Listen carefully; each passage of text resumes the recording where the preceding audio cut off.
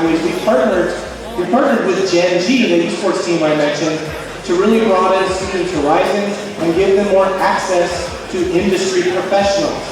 So we actually have different programs your school sites can sign up for through Gen G to have them visit your school sites either on a regular basis to do after-school training for your kids.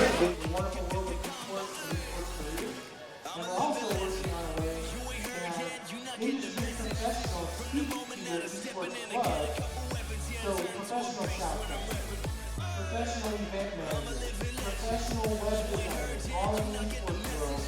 You can see like, oh, I love doing this in my class.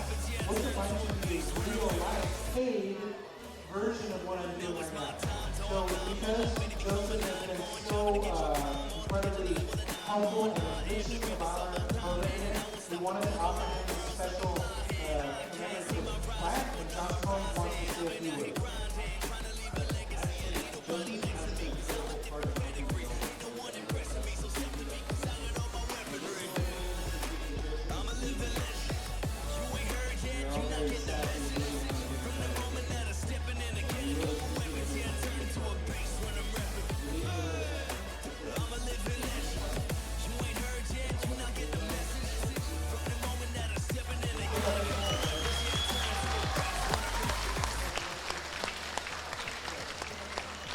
Hey guys, it's really exciting to be here. We're big believers in scholastic esports, and we've been so inspired by all that you guys see here at Red Valley. And yeah, really happy to be here. A lot of my coworkers are here, unlike me. They do have their Gen G gear on.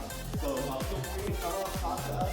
As Peter said, it's nice to be paid for something that we love to do. Right? We're all about using passion in order to make a career with something. So thank you guys so much. And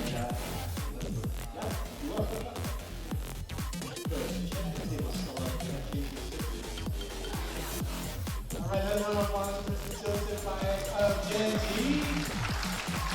Alright, Mr. Banks is going to come to the stage with the players, please.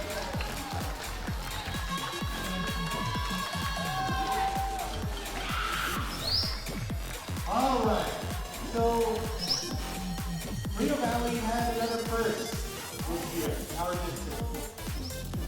We entered something called WormSec. What a weird word, WormSec. WRMSEC.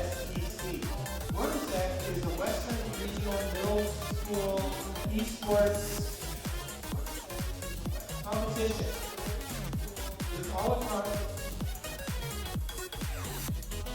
It's all the western part of the United States. And we had several teams enter WormSec's competition trial tournament. We had a certain team come out on top out of all those states. Can you guess which team that was? Mountain View Middle School took down California, New Mexico, Nevada, Arizona. They are the top team in the western United States for middle school. Round of applause for Mr. Vanderslice, coach, and his players.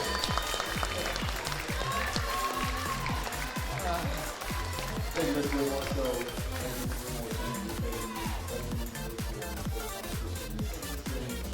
this is our competitive division. There was 3 divisions. This was the top division here. We had and Rocket League.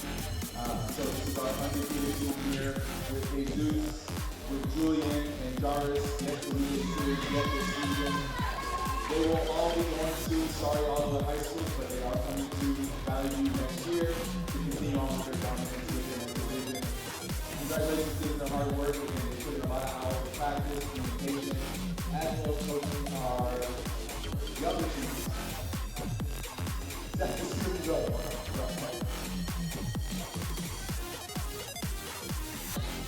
These guys are amazing. All right. Really, this is what you're witnessing is a first for our school district. And to commemorate this, we wanted to provide these trophies to our 3 students. Mr. Vanderslice, I think you should pass these out to your students.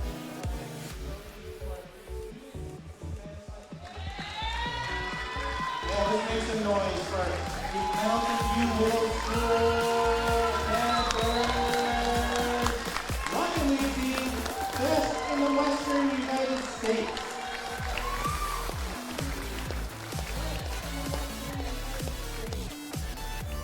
All right, you guys ready to hear some rules for our match play? You guys ready? Wait!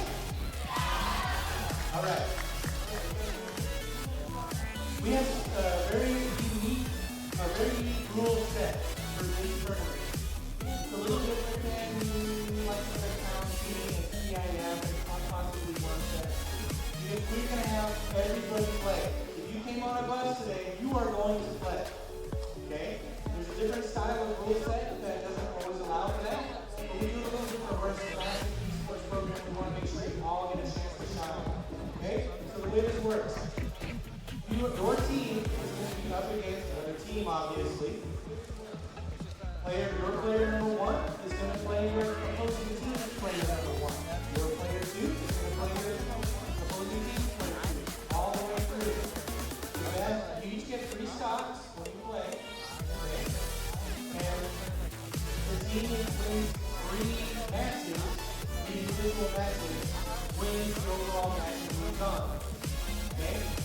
If you get to 3 or 3-0 or whatever, you're still going to complete match number 4 and 5. Because you guys didn't come on the bus here and just watch, am I right?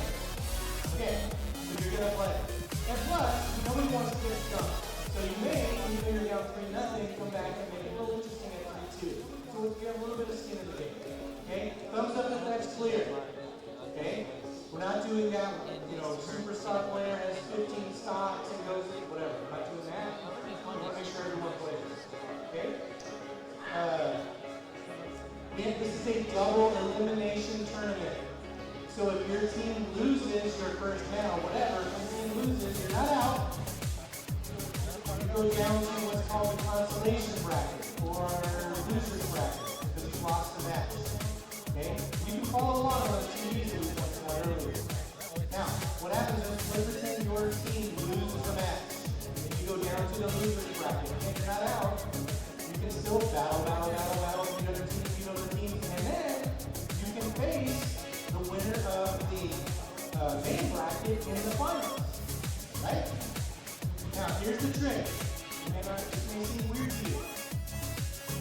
If you are the winner of the loser's bracket, you can see it on the screen for me, and you make it through to the finals, you've got to beat your opponent who won the main bracket. You've got to beat them twice, 2 times best of 5. Because they haven't lost yet. Right? So they get a chance to lose. Okay? Let's say you beat them and they have their first loss. Now you're playing them for whoever wins that last match. Does that make sense? So every team gets a chance to lose a match, not an individual match, but a match once. Okay? Talk to your coach if that's confusing. It's a little bit, it's the way the CIF does it, and to make sure it's fair for everybody. Okay. Now, when your team wins a match, I want you to send your coach over to the bracket masters over here. If you're a high school coach, you're going to talk to me and say, Mr. Whitmore, Team March doesn't matter who we beat XYZ High School, we beat them 3-2. Tell us the game scores. We're going to put that in. Okay?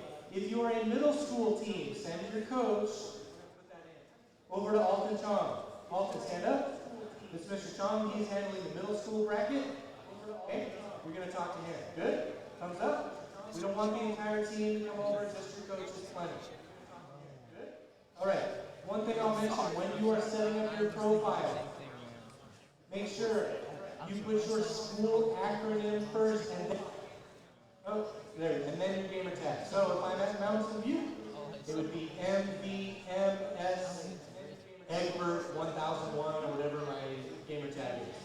Because we're trying to be kind to our viewers who want to follow the action and know who's doing what. Does that make sense? Thumbs up. Make sense? You're adding your school acronym to your gamer tag as you're setting up your profile. Also, when you're setting up your profile, be fast. We're trying to get this moving. All right. Are you ready to meet your players? All right. Sound engineer, I'm ready for some walk-up songs. All right. We're going to introduce our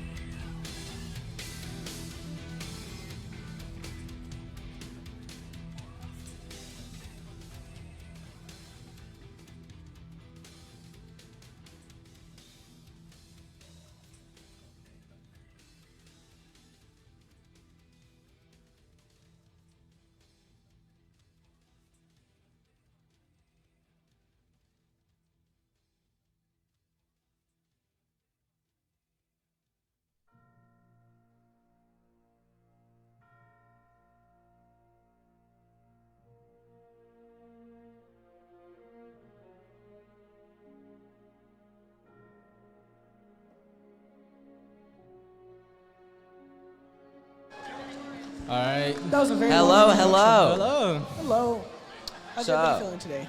Pretty Great. nice. Hello, hello. You know, I feel like I haven't seen this kind of thing before at school at all. Just because like the amount of like prep for this is like really immense. No, the amount of effort that goes into events like this is insane. Honestly, for high schools and middle schools, it's like we don't really have like all the money in the world, I guess, per se.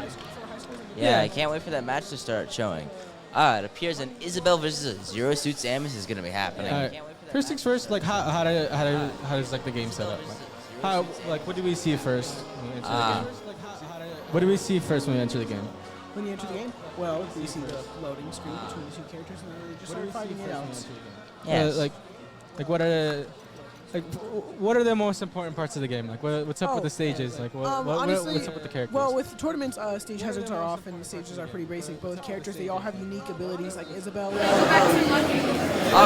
match right there. As you can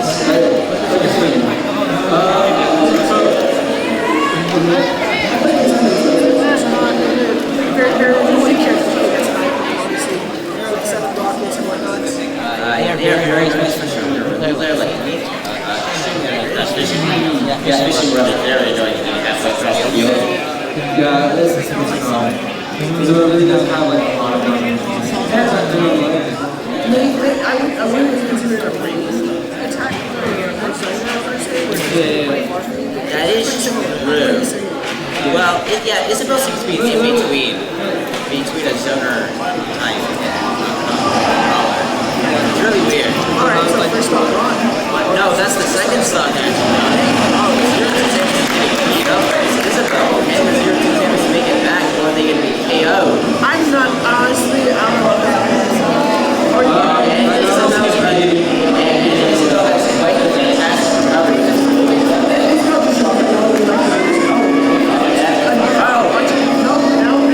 Okay, we have Simon versus, I don't know. Sorry, versus boy. And back to Isabel. Isabel's. No, that's not how it works. Blackout. Blackout. Because. Referee. Honor, can't hear him.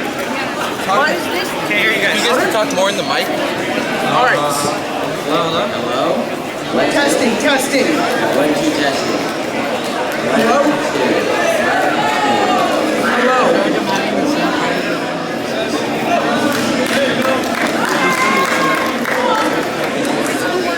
What's the problem now? What you want to do, but you just need to be louder. I can't hear you guys. Alright. Hello? Is that here? Hello?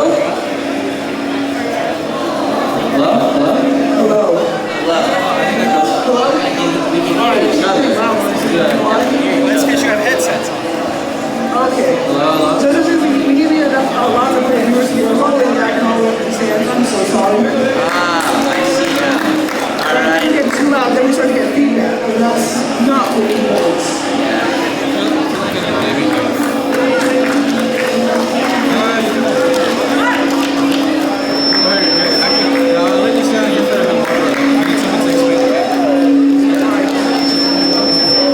I heard explain the game. Right now, let's stay off the mic because boys, we need someone to explain it. Like, look. Okay, so stages aren't really important. Like, stages give advantages. Because in this one currently playing, the stages will change having platforms go on the sides. The side platforms are very useful for a character like Ridley or the people with Minecraft. As well as those are really great on this because of that. Don't be too long. You don't have to. Explain the game like I can explain it. No, but like, don't explain it with terms that nobody knows. Hello? Oh. You just got turned all the way down. Huh? You got turned all the way down. Oh, okay. Any other Alright.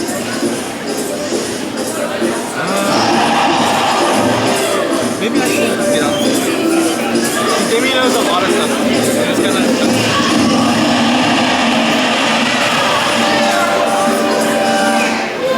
Alright. Are the things working? if you can't hear each other, then it's not working. Huh? If you can't hear each other, then it's not working. Alright.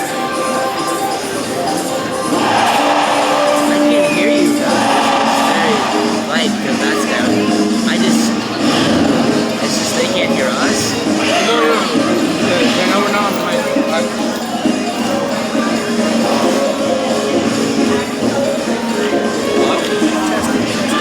Testing, 1, 2, 1, 2.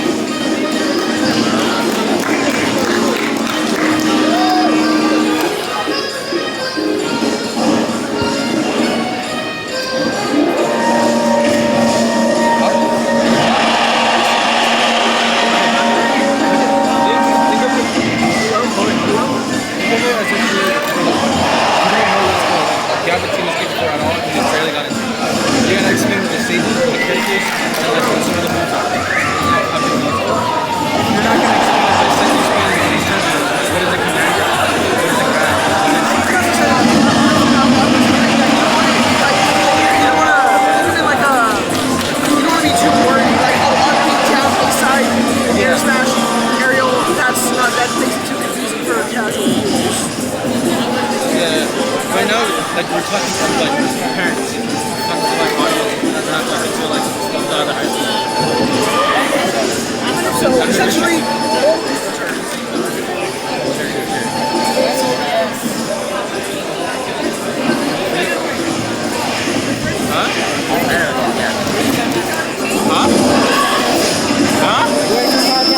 Is my shotgun? Is it on right now? Hello? I can hear. Is the mic working? It's not on right now. It's not on. Yeah, we can hear each other. alright, that's interesting. Yeah.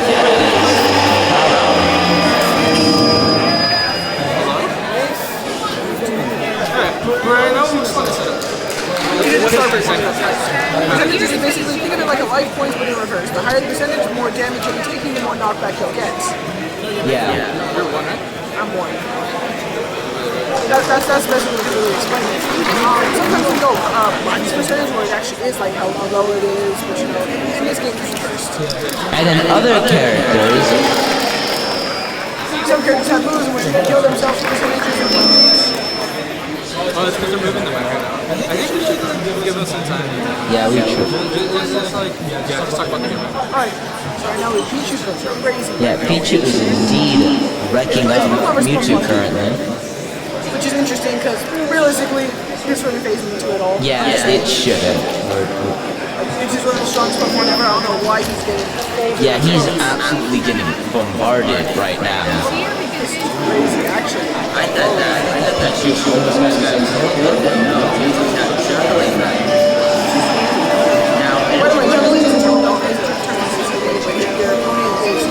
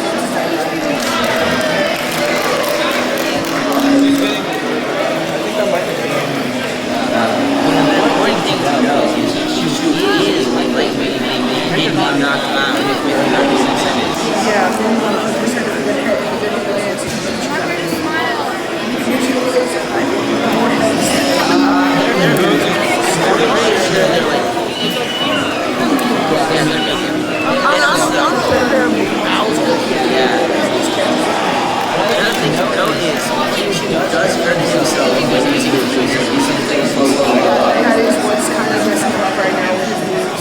That's kind of what we need to know. It's kind of what we need to do. That is an issue. Mewtwo does have a move to make Pichu stop having tasks. Honestly, I'm going to 10. I don't think it's easy, guys.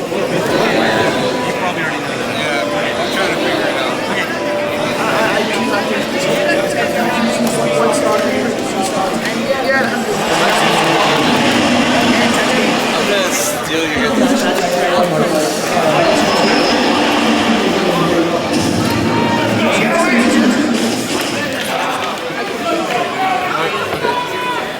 This is so what's up?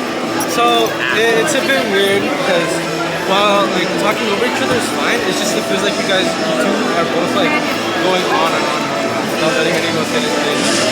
Alright. We gotta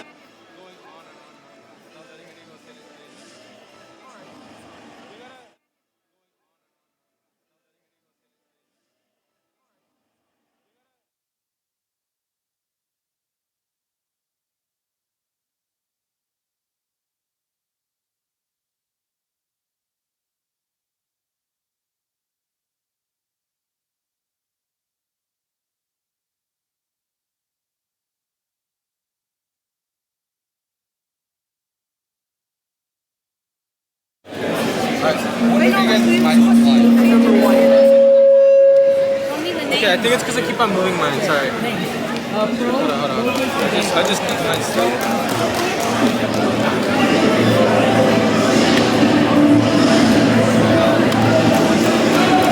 Okay, I think it's because I keep on moving mine, it's really...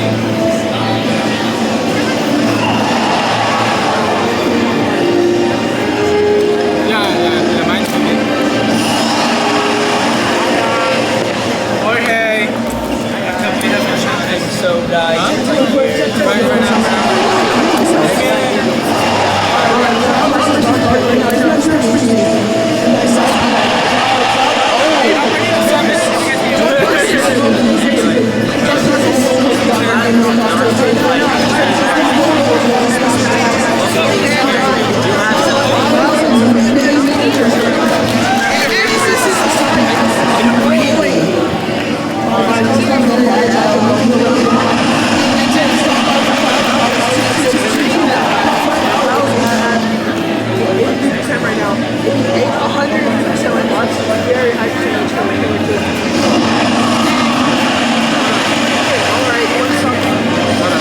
Right now, okay.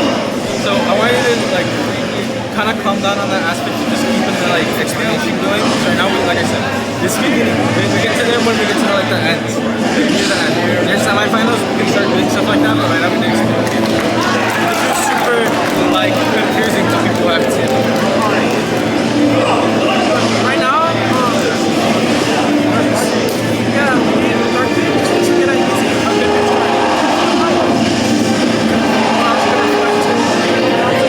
oh, that's a big mistake. I know they can hear me. I'm gonna Outcast.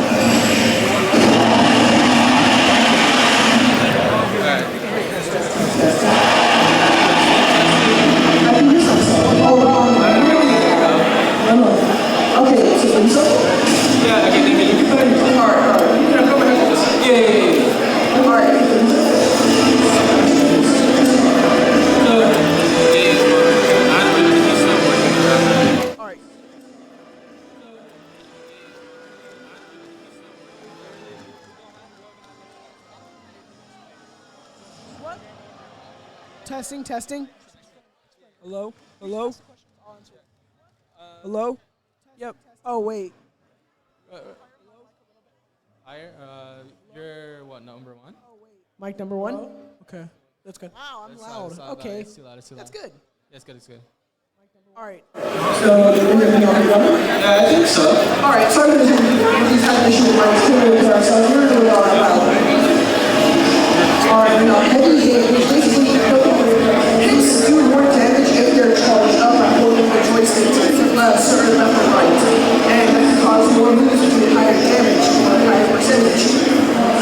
Alright, so, you want to explain to us the stages? Okay, so in Smash Bros, stages are really important as there's different there's different platforms that the different players can use to their advantage to, better suit their character strengths. Some characters are aerial, with the flying in the air, and using dangerous stages, other characters want to take around and get out of opponents. Yeah. And, so, what kind of characters are there? Your character will be any pretty long range aerial character you want to support it with one stages to follow their opponents.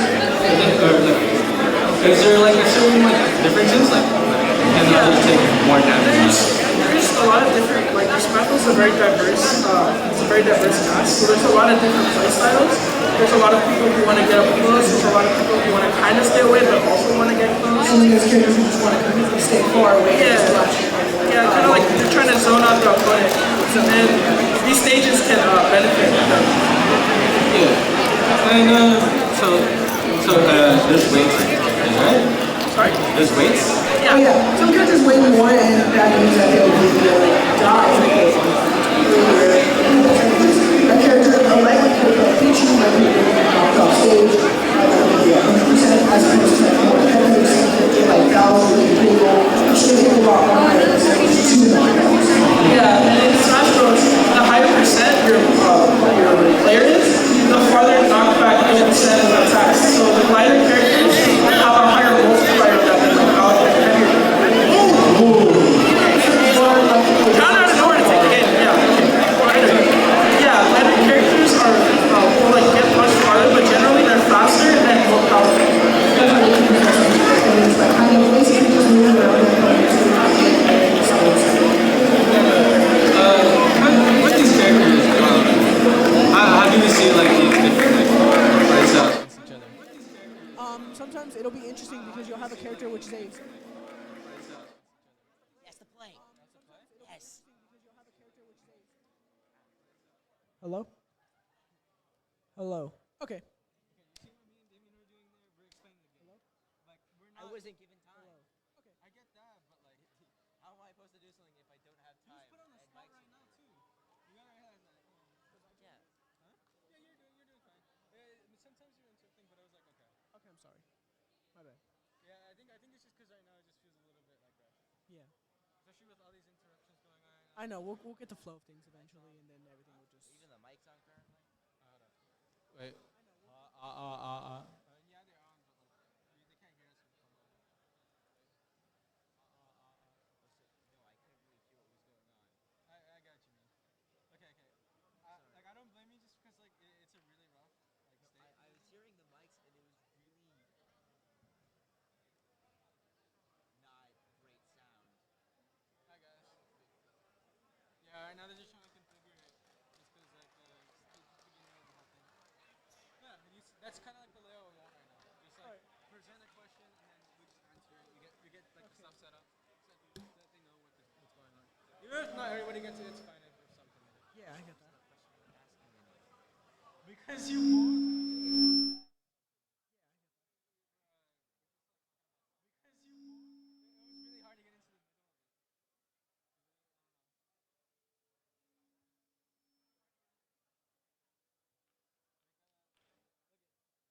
I don't blame you for like how rough it is since we're just barely starting. Like we're not in the group of anything. And we've got like a set of layout we want to continue with.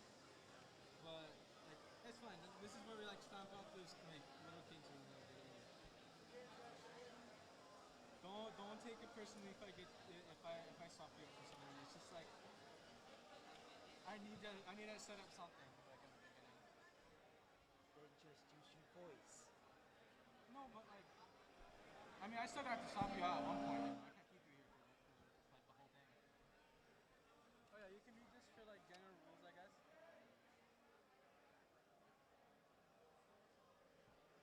Alright, and then I think we should just like try to figure out how interactions could work. I don't know. It's also because Damien is my go-to. He just knows a lot of stuff about Smash Bros. And like we can converse pretty easily. Just because I know how to like just talk to him way more like smoothly.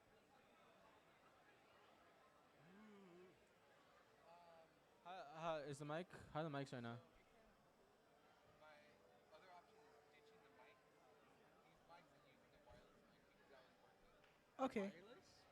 I'll say because my mic works. Or so wait, what's the problem with these ones right now?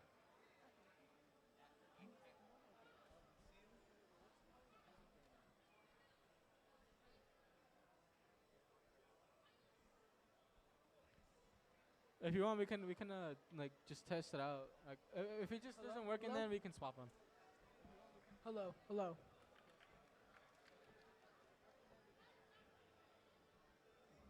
Are these buttons?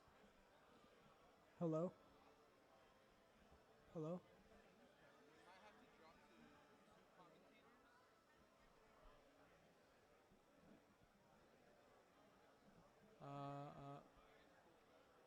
commentators? What's going on? I'm having issues with my mic. Is it because there's three or? No, because I'm getting too much feedback on this.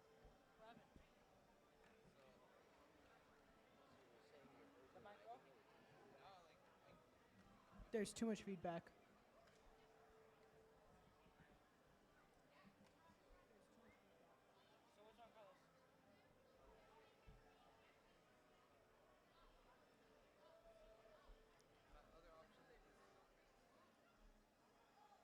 Oh, are you removing a mic right now?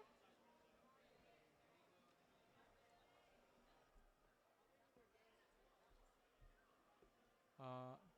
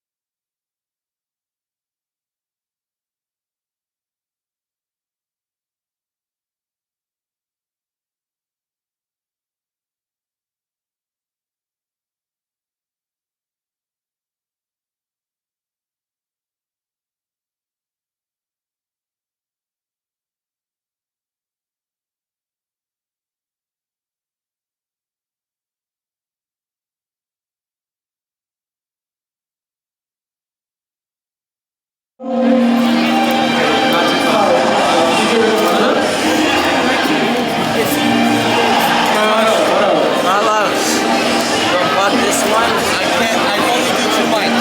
Why not do that? Because more than he only has 2 inputs. Alright. So,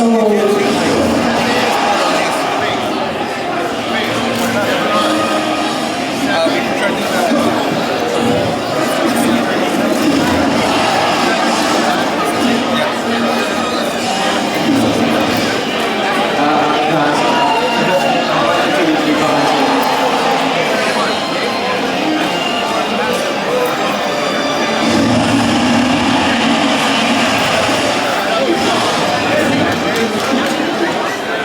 I'm not sure because right now it's stuck in Canadian.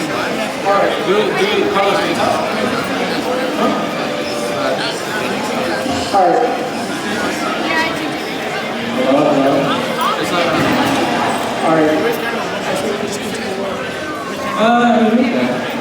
Alright, so there's a special thing about Shulk right now. Basically, if he presses the B button down the drum set, he can choose between different modes that vary between some situations and code by the out. Like right now, there's speed, which as an egress. The microphones allow us to pull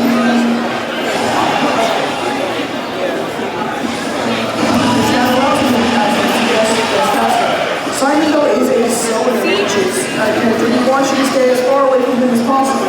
Because of like social anxiety. press them over, because they also moves to hit harder. Side knee over grab, and now side knee. Alright. Short transition goes in the way. He switches to jump for recovery, and he makes it. Okay, he's back on stage. Each character has a recovery. Some are better than others. I think the worst recovery to me, I would say, like, threes, tens, bad recoveries. So, short distance is naturally, which allows you to hit harder. And with down knee, with this game, CSHS wins with the shoulder.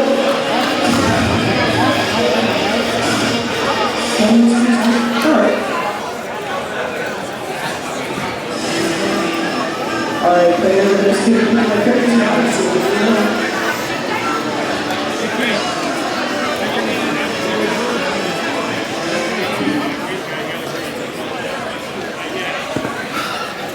Alright, this is bad. It's a fun game. Dr. Mario had a very similar moves to the original Mario. I don't even pretend you know the Mario should have Dr. Mario to the game. That's just something that you want to do. But those juniors is a great character. I'm not really so we're going to say that he doesn't really get that close to the juniors.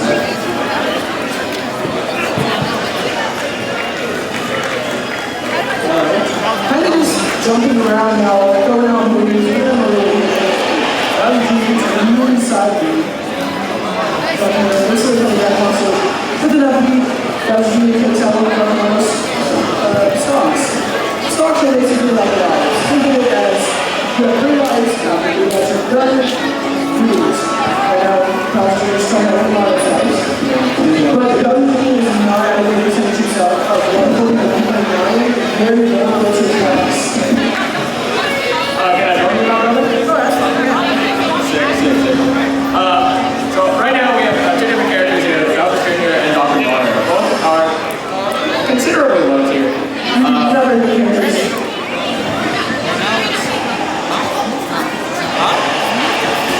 What? Move to the side. I get that, but aren't the mics going on? Like, aren't they working on the mics right now? Probably. Oh, I never played Smash. And also this one's 5 years. This one's off. Wow. That's interesting. Oh yeah, play this again. I've been playing Smash for a total of 3 months. Wow, that's crazy. I've watched a lot. I watched people play since I was a freshman year, but I never really started playing. I wouldn't consider myself the best, but I'm pretty good. What character do you play? I'm a clone. Oh, is he as character? Yeah. Okay. I play Shoal. Hardest character. Yeah, you can show to be different things. What? You can show to be different things. No, I like the character. Interesting. Never really played it, but I think it was like, where did you come from? Dragon Quest? What character? Sure. Okay, where do you come from? Xenoblade, yeah. I don't want to start you guys from talking like another version of the mics. It's just super hard sometimes. Oh, they were asking me out from life. It's just trying to like. Milestone. Doing technical difficulties.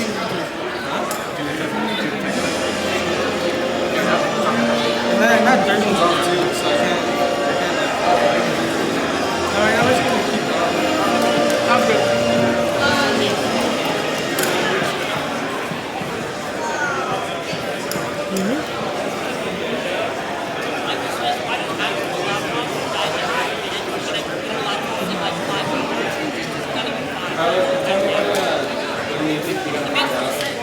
Tell me when you think you got it figured out. Can we just run with 2 complicated?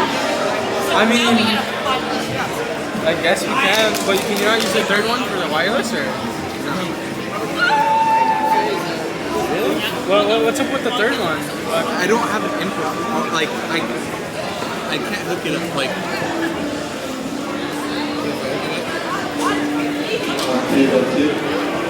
1, 2, 1, 2, and then. Right.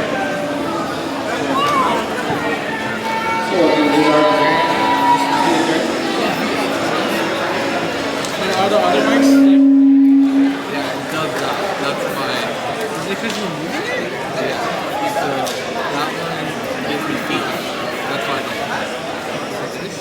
So the other ones are, if you hear them, they're okay. Okay, I think earlier the only reason I was doing it is because I kept on moving the mic. No, I can't turn up the volume where it's audible on the system. It's not you. Yeah, it just rings. Because what it's doing is picking up those live ringtones. Yeah, that's what ringing is.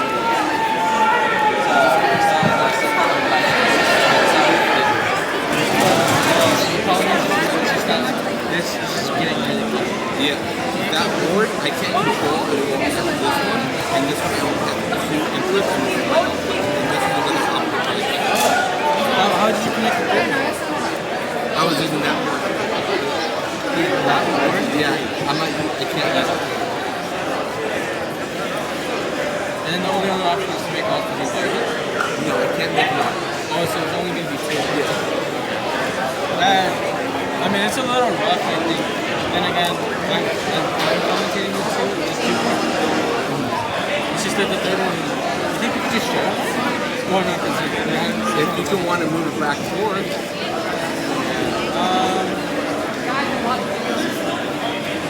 It's really weird. So do you just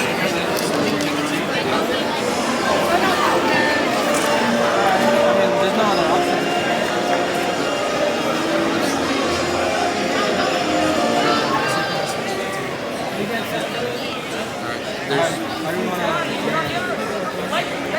I don't know which mic is on. The last one? Yeah, the last one. So just move it and pause it.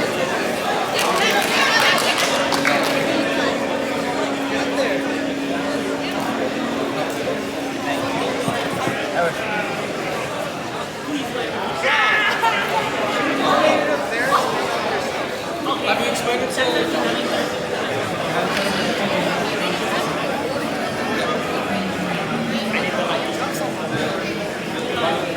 we're going to get rid of them.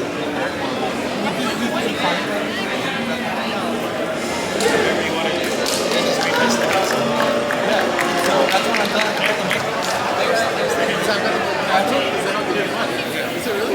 I just make it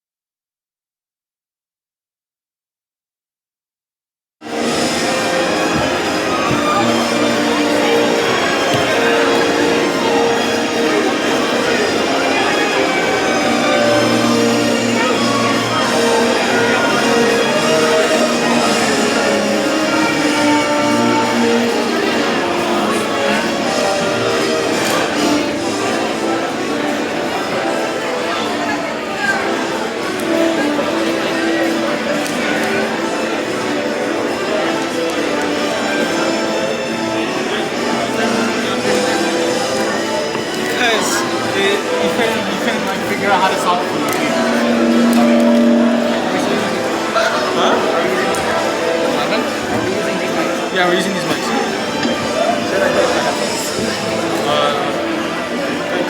Is it safe? Is it safe? You can't hear each other.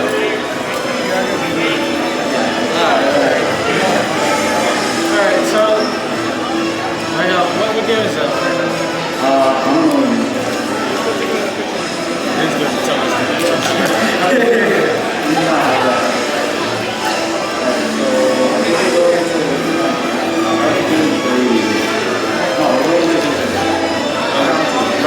Okay, let's just sit next to each other so we can hear each other.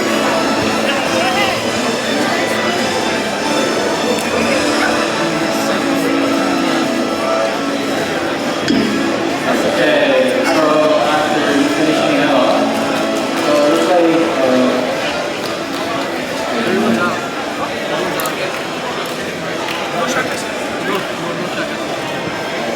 so, huh? I mean, you can swap up for it. I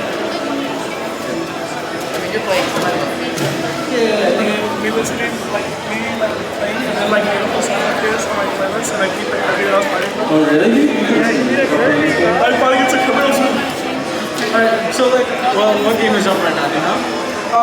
No headphones connected. I'm not sure.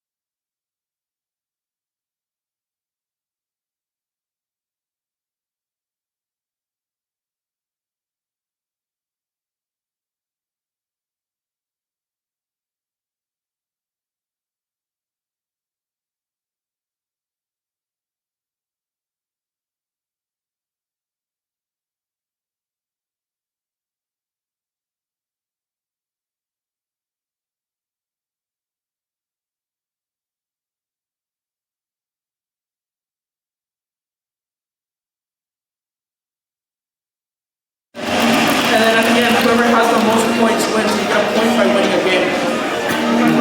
So, oh wait, okay, watching the game now. Okay. Oh, alright.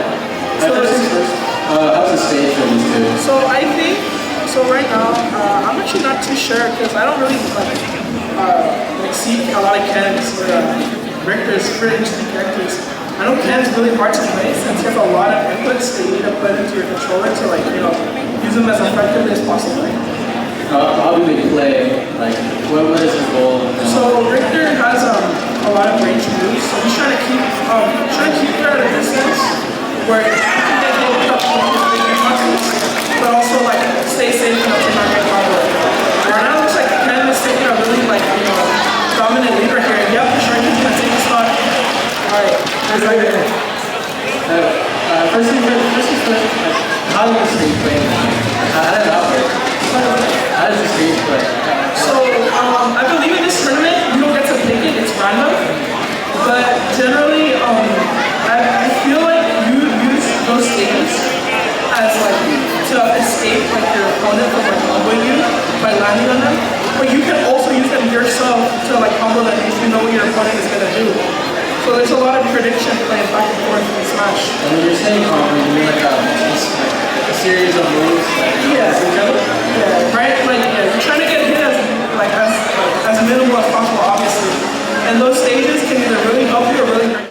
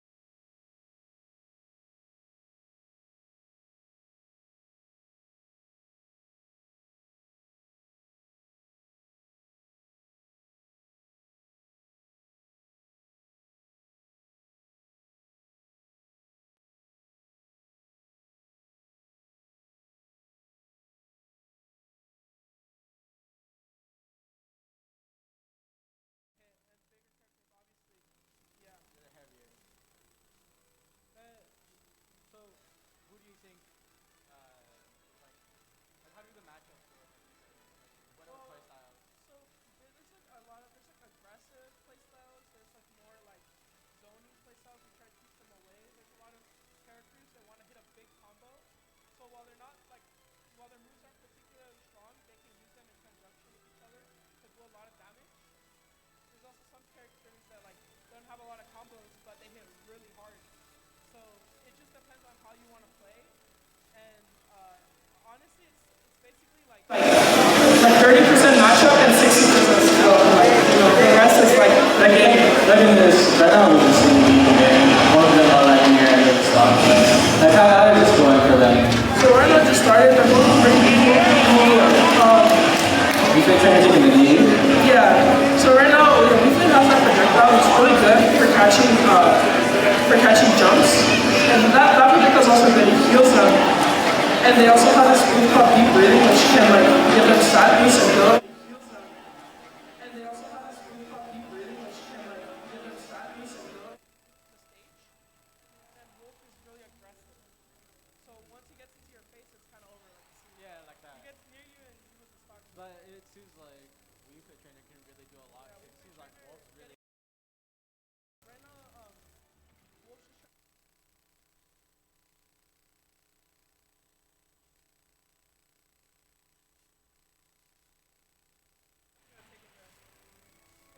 What can characters really do against moves like that? Like, I see there's this like bubble move. Like, what is that?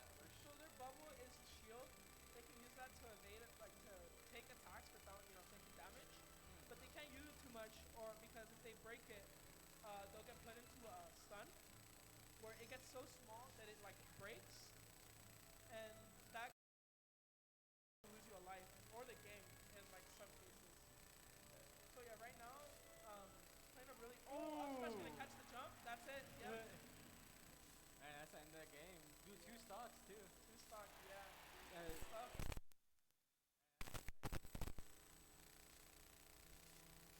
She takes over a large area, portion of the stage, and she's also not too bad with her aerials too. Right now we're seeing Falcon, Captain Falcon's fun. Captain Yeah, Falcon.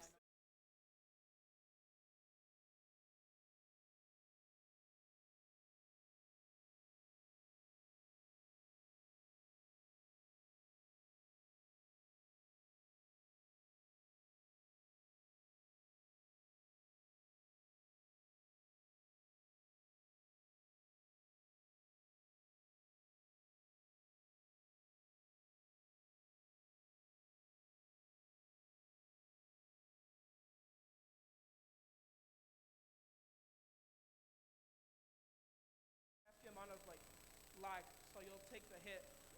So right now, it's looking like it's pretty even, right? Yeah. Yeah. So I know that Dr. Mario struggles with recovery, but they're pretty strong. They're a stronger version of Mario. It's just that their recovery is really bad. Captain Falcon has a lot of good combos, but he also kind of struggles from recovery. So let's just see how this goes. Right now they're both fishing for a kill move. They're both pretty even percent. It seems like a lot of these characters have these general attacks, and then they have these special moves. Like, how does that go? Yeah, so their normal attacks, they're just basic moves, and then they all have their own unique specials. Yeah, back air definitely gonna take a nice edge guarding from the Captain Falcon. Yeah. But those moves are unique to them, and they can be like I said before. They can be projectiles. They can be unique moves. They can they basically make your character your character. And see right now, Captain Falcon definitely looking for a big combo, trying to capitalize off the stock lead. 40% extra credit is really good. Yeah. Dude,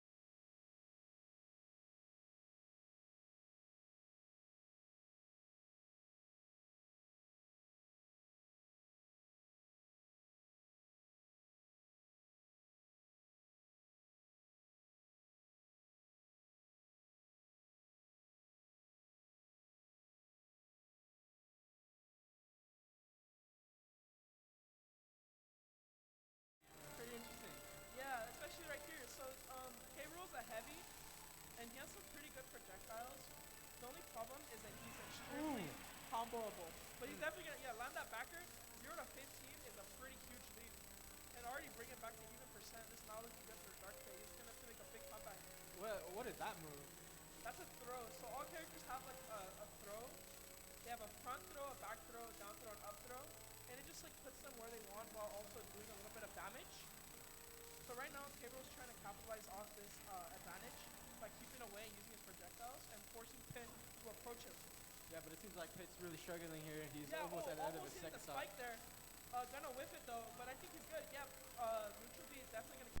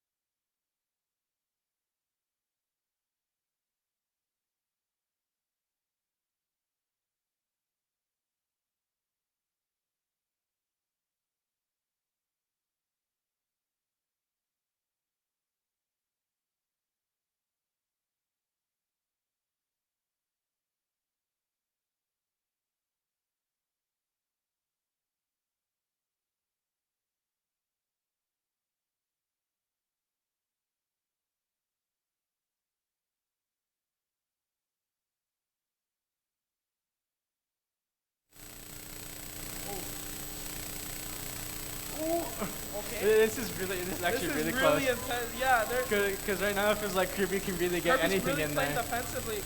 Gonna use that to try to get back Oh. on stage. Downer gonna Oh! the SD! He fell off the stage. Unfortunate.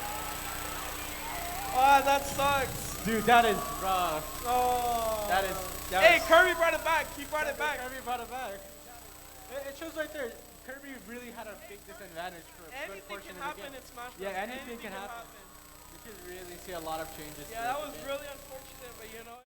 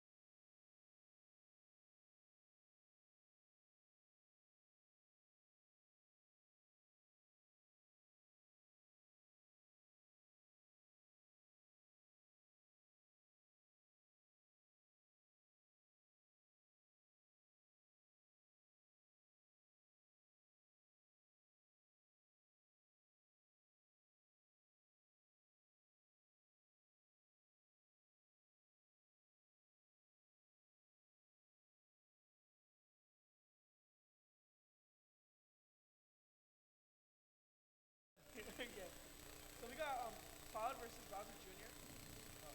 All right, right now we're seeing Badger Springs versus.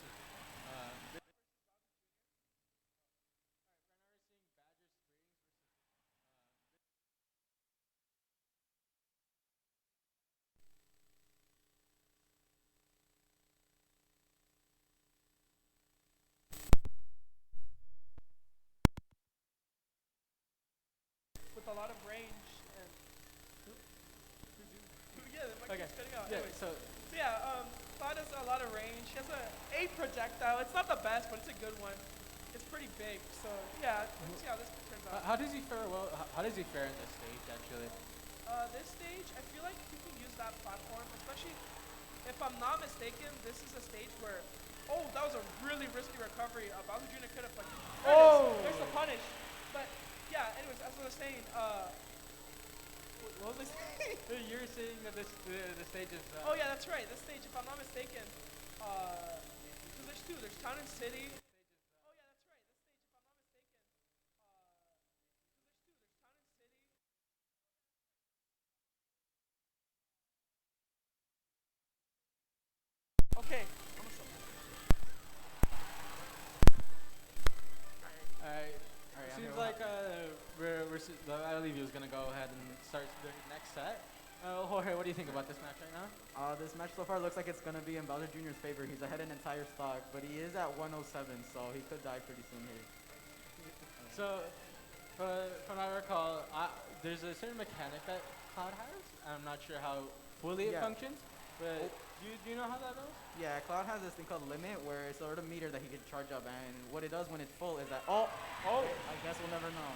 You know, you continue on with the mechanic.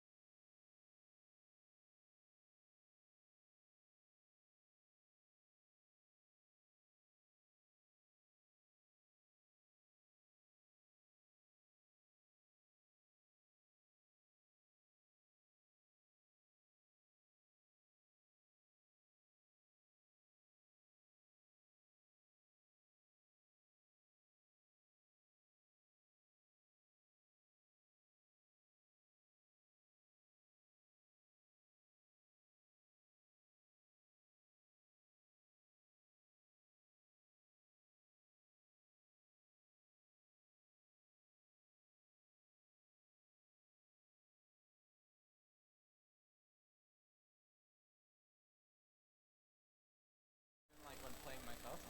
But like it seems like right here we're seeing Isabella against Wii Fit Trainer. Isabella versus Wii Fit Trainer. So far, not much is happening so far. Wii Fit, I'm pretty sure we've seen them before in this tournament, has deep breathing, which lets them power up all their moves and heals them by a little bit. Yeah, it seems like she's super fast too, because like of how small character she is. Yeah, Wii Fit Trainer I think is a little bit light, but so is Isabel, so they also are pretty fast when it comes to their moves and stuff.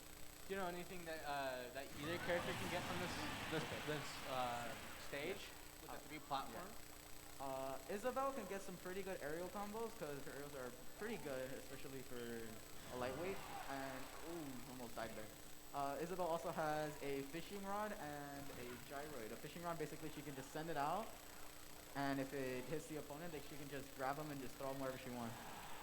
The gyroid she can place anywhere on the stage, set it off whenever she wants, and if the opponent walks over it, it deals some pretty good damage. So it seems like with Badger Springs right here, they have an advantage with the 3 stocks against the Wii Fit Trainer with the 2 stocks. Yeah. They're really trying to get that extra damage. So with Isabel's moves, you think that you explain right now, how much do you think she can get from this? Isabel can get quite a bit of damage on her, especially if she plays it pretty safe here. But she is at 125, so Wii Fit Trainer's gonna really want to go. Okay. Oh, what is that? What was that? clash war there. So wait, what happened there? So when two moves of like sort of equal power hit each other at the same time, a clash happens where no character takes any damage, and both characters get put into that little like stuttery state. Like a stagger? Yeah. Isabel, because the move she was using had a little more end lag, she ended up losing that war, which is why Wii Fit Trainer was able to get the kill there. Isabel hitting the invisible man here, and it seems like Isabel has a really good recovery. Like, yeah, Isabel has one of the better recoveries in this game, but it doesn't do any sort of damage, so it's pretty safe to go out and try to edge guard her and kill her off stage. Okay, fully charged. Alright, fully charged neutral B, yeah. That seems like one of those projectiles that could really do a lot of damage if you really hold on it. Yeah, Wii Fit's projectile basically lets her she can charge it whenever she wants and hold on to it for use anytime. When she does send out a fully charged one, she does heal a tiny little bit. Oh, that was almost like... Vista Heights seems really close right now to winning. So far, Wii Fit Trainer has kind of brought it back after that first stock. Isabel's kind of losing it here. 92, 100. Oh, do you think she can recover with a recovery? She can very easily recover with this. But it looks like Wii Fit is definitely going to be able to maybe take it here. But okay. I'm a little close. Do you think Isabel can really go away with this, or? Isabel could definitely still come back from this. It's going to take a lot of work, but it's definitely possible. I mean, we did see it last. Oh no! Yeah. Okay. Well, yeah. I think it takes it. Yeah. Isabel's pretty light. It seems like there's another game going on right now, but right now with this focus on Badger Springs and Vista Heights, it seems like Vista's really climbing this, as well as Badger Springs. Yeah, so far it's been like pretty interesting matches so far. There's been there's definitely been some moments. Yeah. I think my favorite of which are those.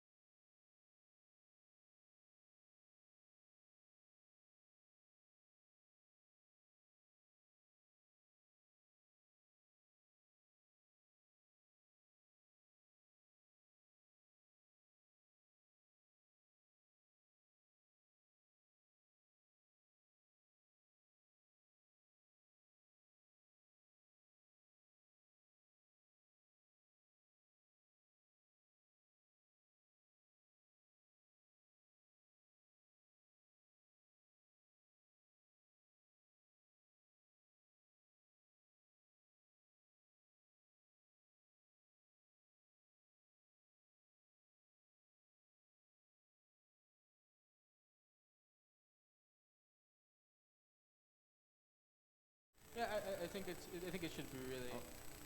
Okay. It's super nice.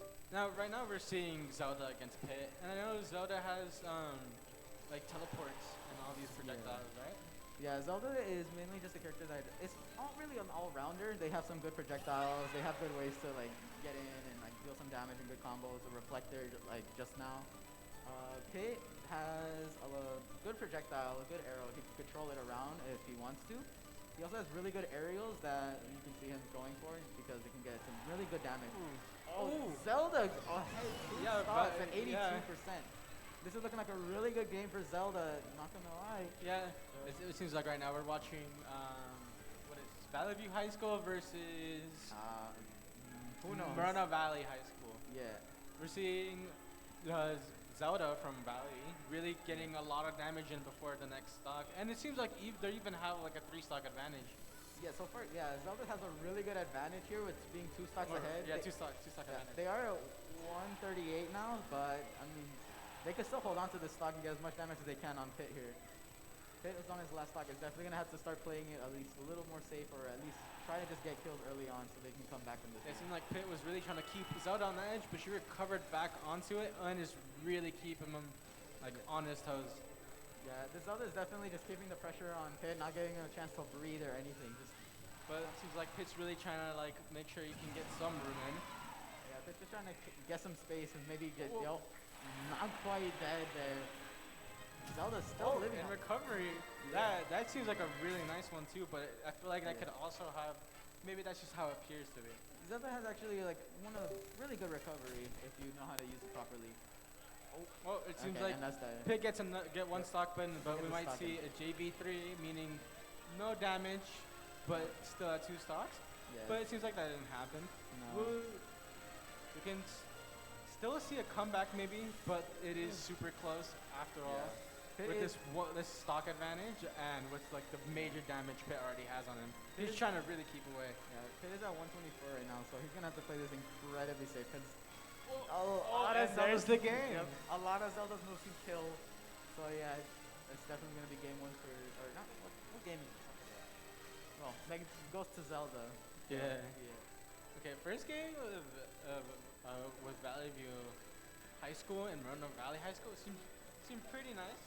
Valley View really had that like advantage throughout the whole game with a big lead, which is super nice. And it Yeah, Zelda was definitely playing pretty aggressively there, but they were definitely still, keeping their space when they needed to, keeping the pressure on Pit, not letting him breathe. They were pretty good players though. Will say. Pit was definitely still, keeping away, trying to get his space, trying to keep Zelda away so that, they don't die. But, I mean, they were able to get a stock off, so. And it seems like compared to these other games, we're seeing the first to 3 compared to like the other sets where it's first to 5. Yeah. I mean, best out of 5. Best out of 5, yeah. Here, even if a team gets to 3-0 or something like that, we will still play the last 2 games just to, so everyone gets a chance to play, so they don't just come out for nothing. Right now we're seeing Cloud versus Wolf. This is definitely an interesting matchup because Wolf is a really aggressive fighter. They want to get in, do as much damage as they can, get combos, and Cloud has a big sword limit, and powered up side B. Yep, that kills pretty early on is one of the stronger moves for Cloud. And with how low these like platforms are on the stage, it seems like you could really get like attacks on them even if they're platforms compared to how some of the other ones are. Yeah, a lot of characters can probably hit the platforms from there, so this stage is actually really good for a lot of characters, especially ones with big attacks like Cloud, which, big sword. And both of these characters seem super fast. Both of them seem like they really want to get up with each other. Yeah. And get attacks in. Yeah, both of these characters just want to get in and just do damage, just get in the other space. But this is mainly just a battle between who can do it better. And so far, it looks like Cloud is, but he is at 120, so we'll see how it goes. I think personally, I would really like to do this kind of game. I love like these fast-paced characters going against each other, and how tense it gets between the two. It seems like Valley View is has a disadvantage, but it seems like it could maybe come back with more. So Wolf does a high amount of damage, wouldn't you say? Yeah. Well, so far Cloud did get a good damage, but on Wolf, but Wolf getting a good combo just evened out the game already. So this is definitely still gonna be no one is a clear winner right now. So we'll definitely see what happens here. Yeah. Cloud got his limit, so he could definitely kill Wolf here if he tried. Oh, but it seems like Wolf gets the grab in, is launching him off stage, trying to keep away with projectiles and maybe just edge guard. Yeah. Ooh, and he really does. Wolf kills removing Cloud. that limit. Cloud does not get a chance to use his limit. That could definitely kill Wolf there. Seems like Wolf's really trying to pick up the game now. Yeah, Wolf definitely picked up the game right now. It might be a repetition of the Wii Fit game we saw earlier. Oh, yeah, but yeah, he dives there. With that 36%, though, that is pretty nice, isn't it? Yeah, that is not bad, not bad. Cloud is about to get it. Oh no, he lost his limit. Oh, okay. If Cloud gets his limit and can get Wolf high up damage. Oh, no, he missed the tech. Wait, what is teching? So whenever a character gets thrown into a wall or launched into like a wall or a floor, they have a chance to tech it. And basically what it does is that it just makes it to where they don't bounce off and they actually just like stay there, I guess. So they don't get launched. So it gives them a way to kind of like pick back up and recover. Yeah, it lets them recover a little easier. So yeah, definitely. Missing a tag is definitely pretty bad, especially if you're trying to recover. There are things like untackables though, where if you get launched way too fast, it seems like we're seeing Little Mac and Zelda. Now, I personally find it really enjoyable to see Little Mac. Little Mac it's a really rough character. Like it has a lot of trouble when versing like any character really.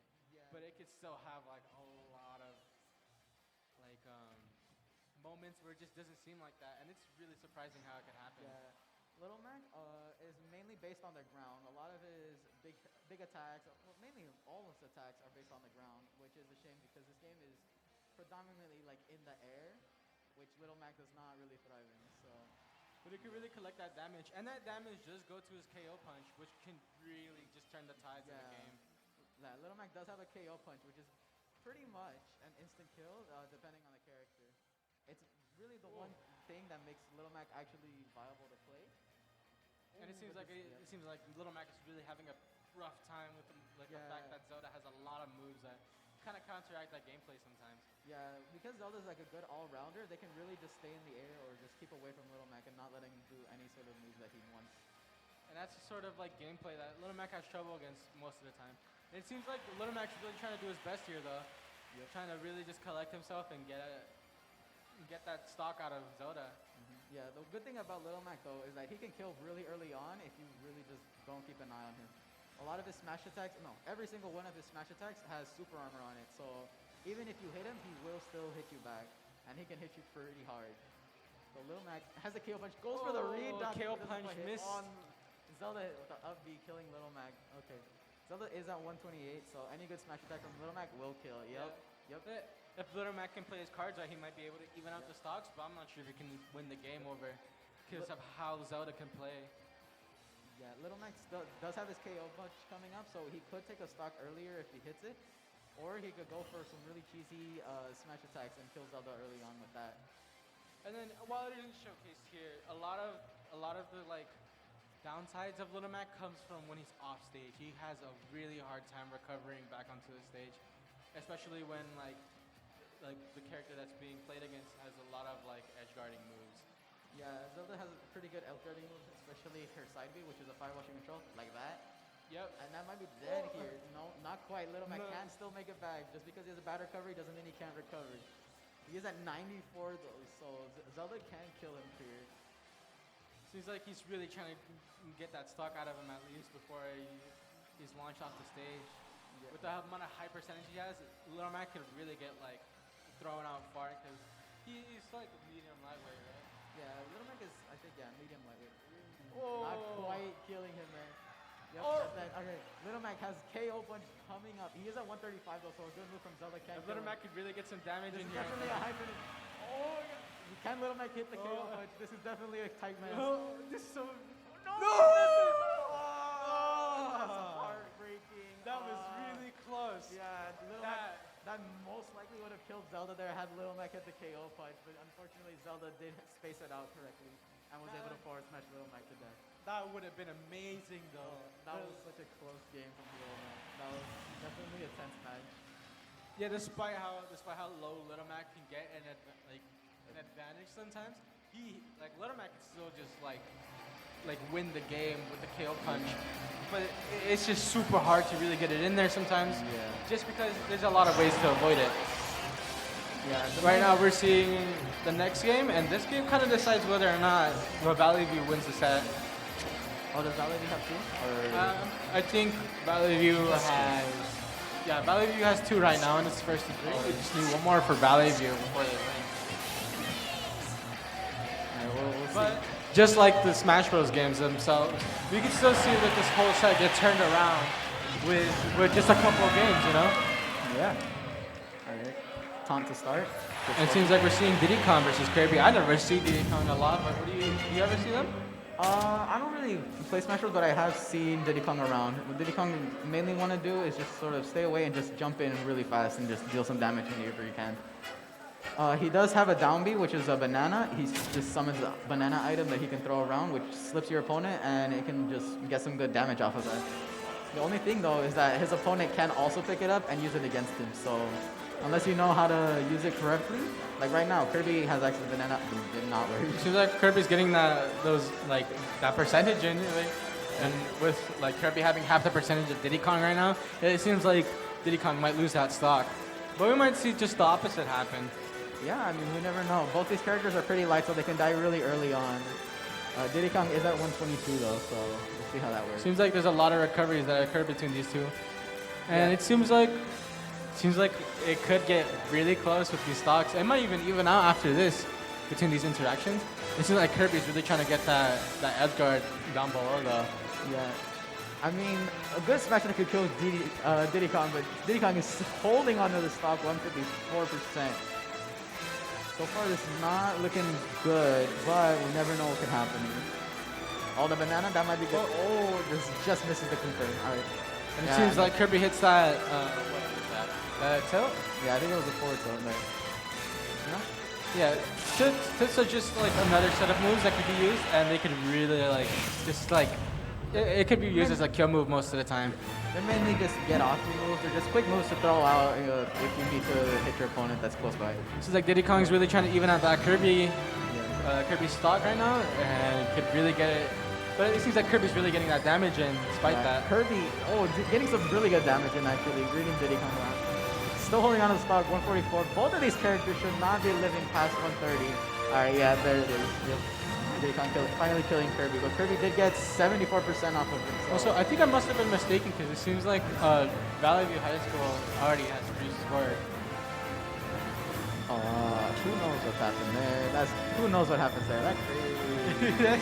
That's crazy. We're gonna see all 5 matches anyway. So. Well, yeah. Either way, this match it seems to get really close right now. It shows us how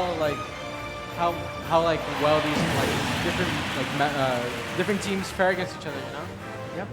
Despite how skilled some members of like the Valley View or the Mountain View team are, they still have like an equal footing against each other. We're seeing Kirby really trying to get that Diddy Kong stock though, but there are I would consider this an even game. Would you consider it? Yeah, this is actually a pretty even game so far. Kirby is at 98. He is a stock ahead, so he could get some extra damage in here if he can. Unless Diddy Kong takes the stock right here with a good edge guard. Not quite. Pretty hard to edge guard Kirby, who has multiple jumps. Seems like he's trying to really use that banana just to really like get him like off the stage. The banana is a really good tool for Diddy Kong because, like I said, it can slip your opponent, which puts them in a bit of stagger and stuff, which can let Diddy Kong get in some good confirms or use an aerial or a smash attack if you can. And it seems like he used the platform to like bait Kirby into going into the other side of the map while going opposite.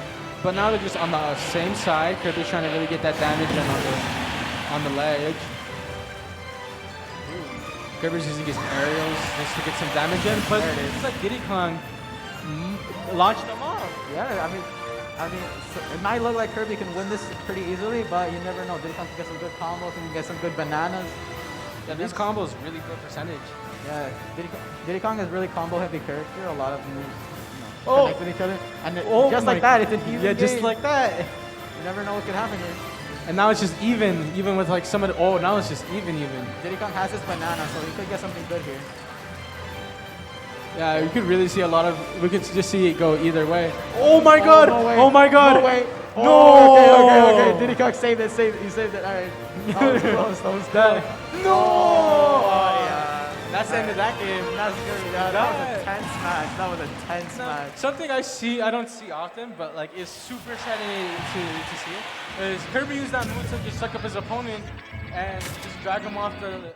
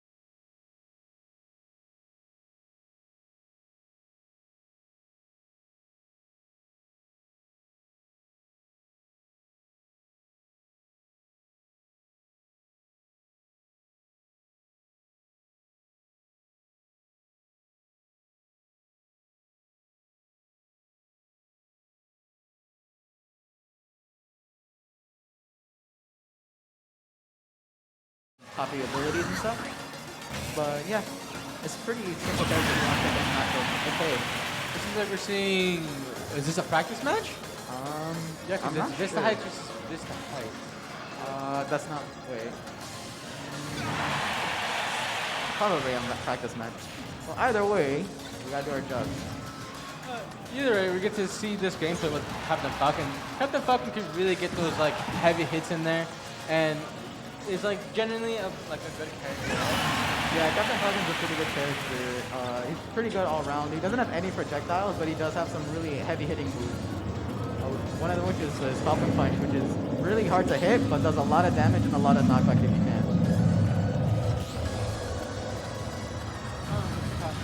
Either Mario. No. Alright. But here, we're seeing like Bowser Jr. I don't really see Bowser Jr. that often, but as Damien, the other commentator said, Bowser Jr. is sort of an interesting interesting character to see in play. Yeah, definitely. I mean, I don't really see Bowser Jr. a lot, like at all, so I'm not really sure what to commentate about this. I do know he does have his.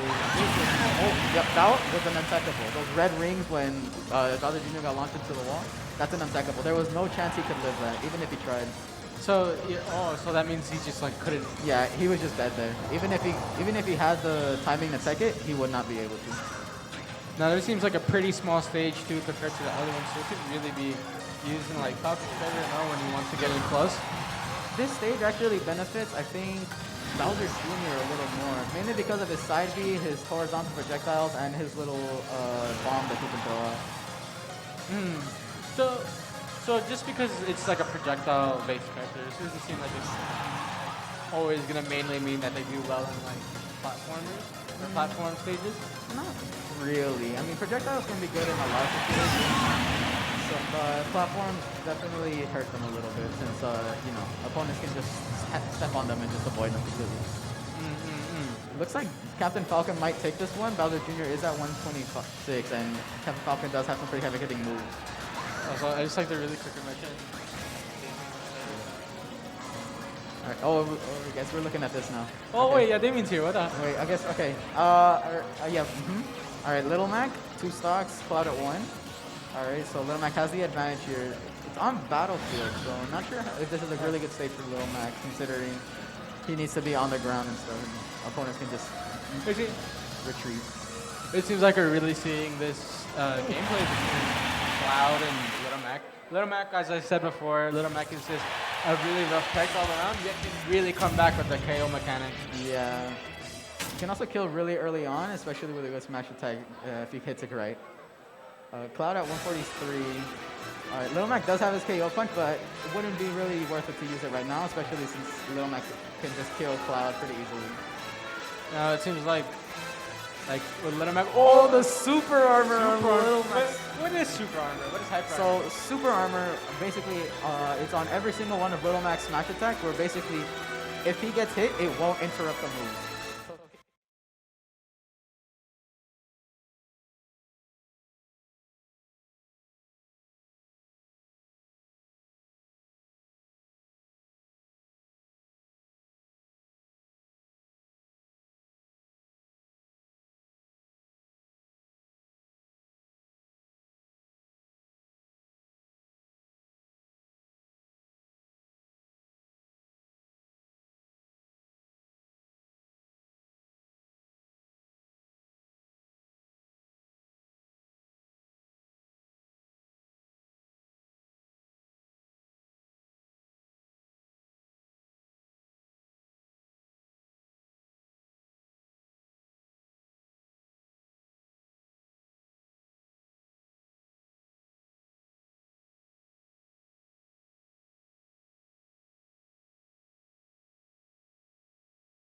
So it seems like right now we're kind of seeing King K. Rool versus Roy.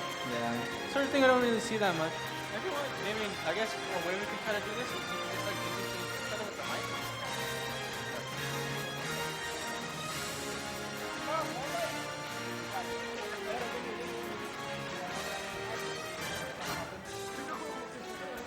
Alright, what's up, guys? We're shotcasting the game against V. Oh, my name is Zandon Breyes, and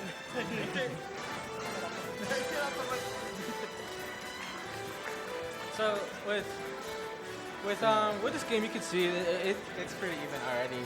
Well, actually, No, Not my fault. Roy is at 123 with one I'm stock having left. I'm having hallucinations right now Yeah. at the moment. Carol has a lot of good smash attacks and can just kill Roy with a good one here.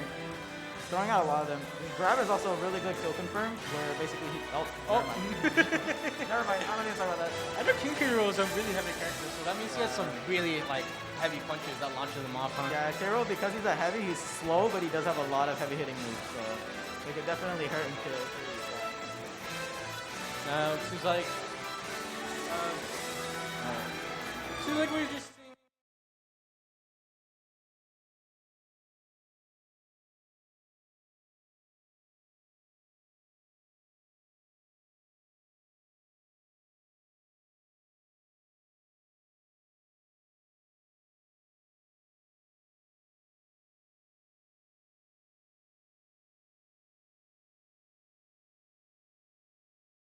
So how far are we into it?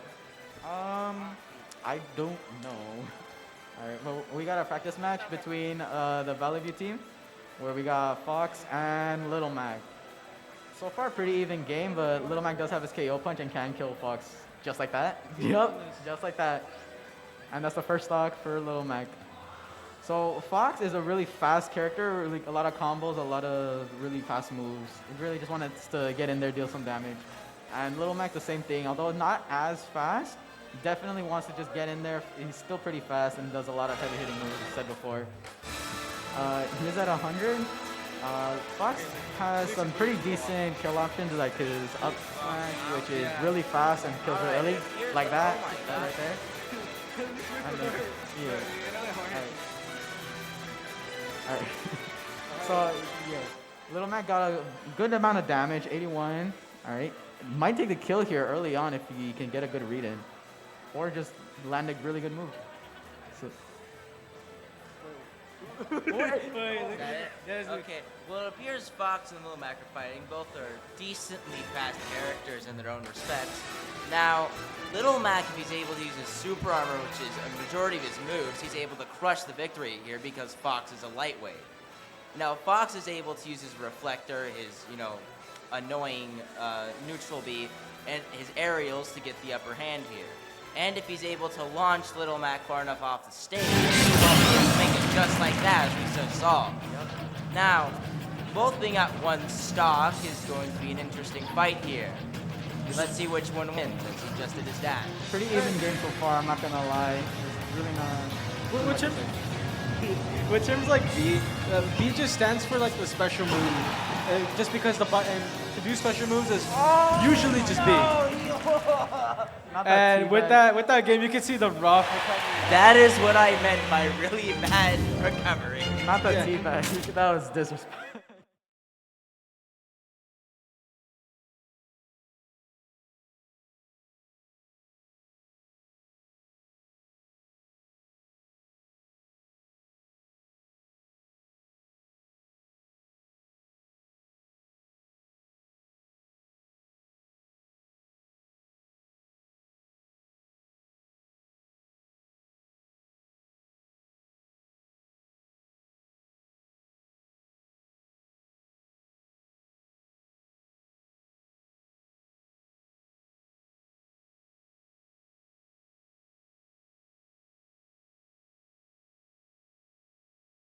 I wanted to say Damien come to the office. Damien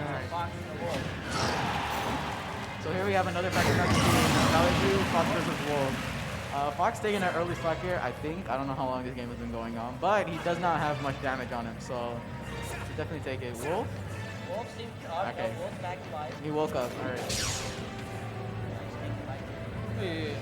Alright.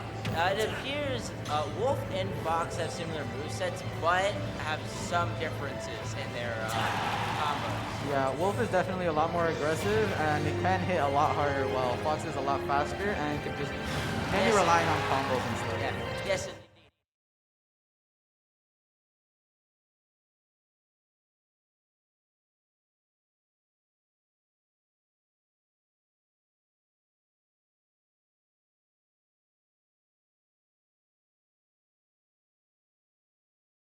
Both die.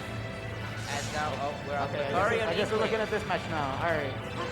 Okay, this is an actual match right now. This is between Mountain Dew and I don't know what that's called. This is Eagles and Eagles. No, it is not. This is Eagles and Eagles. Yeah, well, it says these Eagles. Oh, no, this indeed is an actual match. I'm pretty sure this is an actual match. Lucario and Inkling. Inkling is a pretty interesting character. A lot of their moves use what's called beams, which is like a little bar next to their icon at the bottom. What it does is basically it depletes after using most of their special moves, and they can regenerate it by holding shield and B while on the ground. A second thing about Inkling, they have a special gimmick where the more ink is on you, the more damage they deal. Yep, that can definitely help rack up damage and kill faster if you can get your opponent ink fast more. And then with like that base mechanic, you can really see a lot of the moves that Inkling does revolves around that as well. You have to really recover the ink though. You can't infinitely do those moves. Yeah. Lucario also has special mechanics, I'm pretty sure this is stated before, but he has an aura mechanic where the farther behind he is in a match, like if he has more percentage or if he's behind stocks, he actually gets stronger like as it scales with his damage and stuff. Yes, So, and this is actually not a great matchup since Inkling relies on racking up a lot of damage and Lucario thrives on that. but do not worry, the ink doesn't stay forever. That's the time limit. Yeah, definitely does have a time limit. Another thing to state here is both of them have a decent recoveries. Yeah, both of these characters definitely do have decent recoveries. Inklings, I would say, is slightly worse since he can't really be moved around that much. But Lucario's can get really good if he has a lot of aura, which can go a lot farther with his up B. That is true. Also, his deal and that's just a KO right there, folks. So Lucario, even stuck so far, but Lucario did get a good amount of damage on Inkling, but Inkling might just be able to make it back with some good combos here. We'll see how it goes. Inkling out of ink, they really want to refill that because a lot of their moves rely on that and do way less damage if they don't have any. And Lucario is definitely taking advantage of that, my friend. Making sure he cannot go down there. He's trying to launch him as they both seem to be medium weights.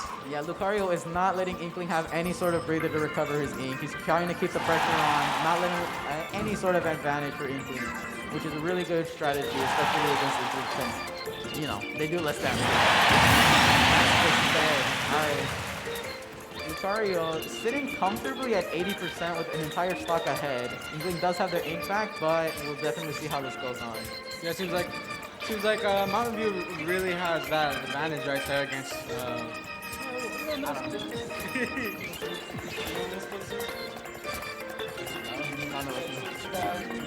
Oh, it's a stallion. That's cool. Yeah, that's cool. Right now we're seeing this game, and like if Inkling can really just get that stock out of Lucario, they could really have a comeback here. But it seems like it might not happen with how far they've come. Yeah, we never know. You never know. I mean, Inkling can still rack up damage really fast. But it does appear Inkling is taking it back. But since they took a lot of damage when Lucario was on 2 stocks, it appears that it is indeed in Lucario's favor. Yeah, and continuing off of this, if Rage is most likely going to rock on they're still alive. But if barely living Inkling. Hasn't done much damage on Lucario yet, but as I said before, even if Inkling does end up getting damage on Lucario, Lucario will only just get stronger and stronger. Indeed. Now, the problem here is it's currently 1 stock, so I don't think Lucario wants to have his aura be high right now. He just wants to get it over with. That is true. However, he will be able to kill much earlier with that. Inkling still not refilling their ink. Oh no! That ink got him killed! That was definitely a regret. Yeah, right there in that match, you saw it was really close. Yeah. Inkling could have really gotten a lot of hits in there too. Yeah. Something I did notice was that Inkling, although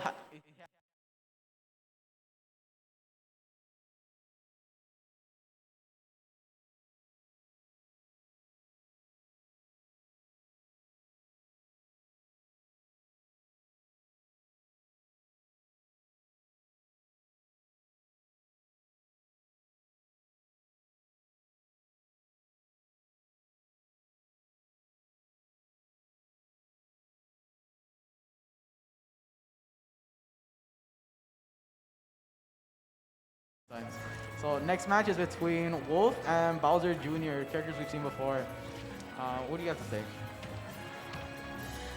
Wolf and Bowser Jr. From what I remember, Wolf can play a lot with like close quarters, and from what you mentioned, Bowser Jr. has projectiles that can really help him. With this map, it has a lot of platforms, and it seems way more spacious than like something like Final Destination, which is like the platformless stage we saw earlier. What do you think? Yeah, Final Destination is good for characters with projectiles, but as we see here, the platforms do go away after a little bit, so this could definitely benefit Bowser Jr. Wolf is going to want to wait for the platforms, or at least want to take advantage of the platforms since he relies a lot on aerials to rack up damage and stuff, and the platforms can definitely help with that. Yes, friend, indeed. I do agree with that. But in the circumstance that the platforms do fly away, depending on the situation, someone could fly off and die if they aren't paying attention. And with the moving platforms, this could help with ledge guarding on certain situations. And certain characters probably do want these platforms to start moving around, and depending on which part of the stage it is on and where the platforms are, certain characters with range abilities that can move around like Pit could very much be very beneficial for this. So far, this is a really even game. Okay, well, Yeah, even game. They got really high percentages here. Yeah, Bowser Jr. still hanging on at 170, which is pretty impressive. I'm not gonna lie. Surprised he's gotten this far. Wolf was trying to keep away that damage that he could have possibly gotten, but it seems like Bowser Jr. is getting a slight amount in there. It isn't too much, but it could build up later with the amount of moves that Bowser Jr. can really add on into his combos. Still, I mean, after that up smash by Wolf, it's definitely evened out the game here. Bowser Jr., yep, even percents already. So far, it seems like a really close game for both of these characters. Yeah, you're not really seeing a lot of shielding here between either because they're really trying to be active against each other. Yeah. Both of these are just trying to get in, do damage, deal combos, especially Wolf. But we'll see how this goes so far. It seems like Wolf is really taking a lot of hits at Bowser Jr. and sends him flying off. Maybe he can edge guard it, but it seems like the platform kind of helps him. These platforms definitely help people recover, especially people like Bowser Jr. who just gets sent straight up. It can definitely help with mixing up their recoveries and getting back to stage. Seems like Bowser Jr. is at a high percentage, and Wolf can take the stock at any point right now. Yep. I do agree with you, my friends, but we do have to remember that Wolf now is able to be more risky with his moves, instead of sending himself flying, as he can aim upwards to land on the platform to be safe. Now we get dash attack from Wolf there. All right, Wolf at 87. No way! The SD. I wanted to mention that with the amount of high percentage that Wolf was at, he's still somewhat of a light character, so he could have lost that stock and made it even game, but that was really unfortunate. That is a shame. Oh, and just like that, the game is even. Anything can happen. You never know what happens there. And it seems even with some attacks from Wolf really getting in those aerials, trying to really just have advantage right now, so he can play a little bit more risky. Yeah, this Wolf is definitely good at being able to rack up damage, get in close, and ooh, nice read from Bowser Jr. there. It seems like Bowser Jr. is really trying to at least get something in there right now, just so he could just launch him off. It seems like it could be possible. It's a very even game so far, especially after that unfortunate play by Wolf, falling off the stage. Wolf seems to really have some nice recoveries too in both horizontal and vertical. And then right now we're just seeing and that's game. That's just barely dead. All right. That indeed is game. I also like to mention the little bomb things that Bowser Jr. can send out. Walks around the stage until they either enough time goes past where they explode or grab onto their opponents. Yep. Being very tricky to dodge. They can also be picked up if you are fast enough and be thrown back at the ascender. Yeah, those bombs are definitely a really good tool for Bowser Jr., especially since he can throw them around at their opponent, and the fact that they walk around too. The only thing is, though, is that because they can be picked up, the opponent can also use them against them. So here we have a fight between Pichu and Donkey Kong. Yeah, and now we go to the fight. Yeah, all right. Pichu has an interesting mechanic where all of his moves are really fast and do a decent amount of damage, but the moves that have a little electricity sparks around them do hurt him a tiny little bit. which is really bad, but not as bad as you might. Oh. Okay. That made me cry. All right, so that's a shame. So This game is in favor of Pichu now. So Pichu I know is essentially like Pikachu, but with moves that are separate and work differently. But they're super similar though. Yeah, Pichu definitely has a really similar moveset to Pikachu, but he is slightly faster, and I'm pretty sure some of his moves are actually a little bit stronger than Pikachu. That's mainly just to compensate for the self-damage thing that happened. But it's not as bad as you might think, although he is, I think, the lightest character in the game, so he can die really, really early on. And then we see right now, really getting that stock on Donkey Kong. That was a nice combo. That was a really nice combo. If we were including DLCs to this, technically Sora's the lightest. Okay. He is lighter than Pichu. There is. He is. There is no DLC. So. Yeah, that's why I said including DLCs. Okay. So. Another fun fact: the reason why he takes damage is a trivia fact from his Pokedex entry. Yep. It's a nice touch. And that's stock one for DK. All right. Seems like DK still got a stock in, but it's taking heavy damage. Despite being a really heavy character, seems like Pichu, a light character, can still do a great amount of damage and send him flying off the stage. You would think this matchup would be not good for Pichu since he's really light and DK can hit really, really hard. But as you can see, Pichu can rack up damage, do some pretty heavy hits, and kill DK pretty actually easily. Is that a dead? Oh. Is that dead? Oh! Another thing I'd like to mention, because Pichu is so small, some characters can't hit him normally. That is true. Pichu does have a really small hitbox, making him pretty hard to hit, especially since he's really fast. Does Pichu have the pancake mechanic? I think he does. A pancake mechanic. So where if a small enough character lands like Pichu, or I think Kirby also has it, when they land hard on the ground or they duck, they can just avoid moves. Oh yeah, no, they have that. Yeah, they're super flat, and essentially their hitbox is really, really small. Yeah, comparing it to other characters like DK, their hitbox is really, really small. So yeah, they can definitely take advantage of that with the pancake mechanic, which is just, making themselves flat to avoid moves. All right, here we have Dark Pit versus Ness. Now, Ness is super interesting, a character to see. Ness can really stun with the PK Fire, and he has a pretty decent recovery with PK Thunder. Ness has a lot of projectiles, so this stage might actually be pretty good for him, to be in all honesty. But this is also a decent stage for Pit. Not as great for Ness, since there's no platform, which Pit kind of needs. But still good nonetheless, because a lot of his moves do hit horizontally and can kill pretty easily. Like my friends were saying, yes, Ness does have a really balanced moveset within his arsenal, allowing him to go upwards and everywhere. But he does have some trouble with his up B if it is either prevented or if he accidentally miscalculates, as he requires to hit himself for it to work. Yeah, Ness's up B is interesting because There it is, right there. That was nice. Yeah, so Ness's up B is interesting because what his up B does is instead of sending him up immediately, it sends up a little thunderball that he has to hit himself with to send himself in the direction he wants to go. And it can do a lot of damage just like we saw earlier on. So yeah, that's exactly what Ness's up B does, what he did right there. Which he might do again right now. No, he has jump. Alright. So far, Ness is taking it away here. Pit has 62%, Ness is at 93, has stock ahead. Racking up a lot of damage here with PK Fire. Yep. And yep, Ness can just do that.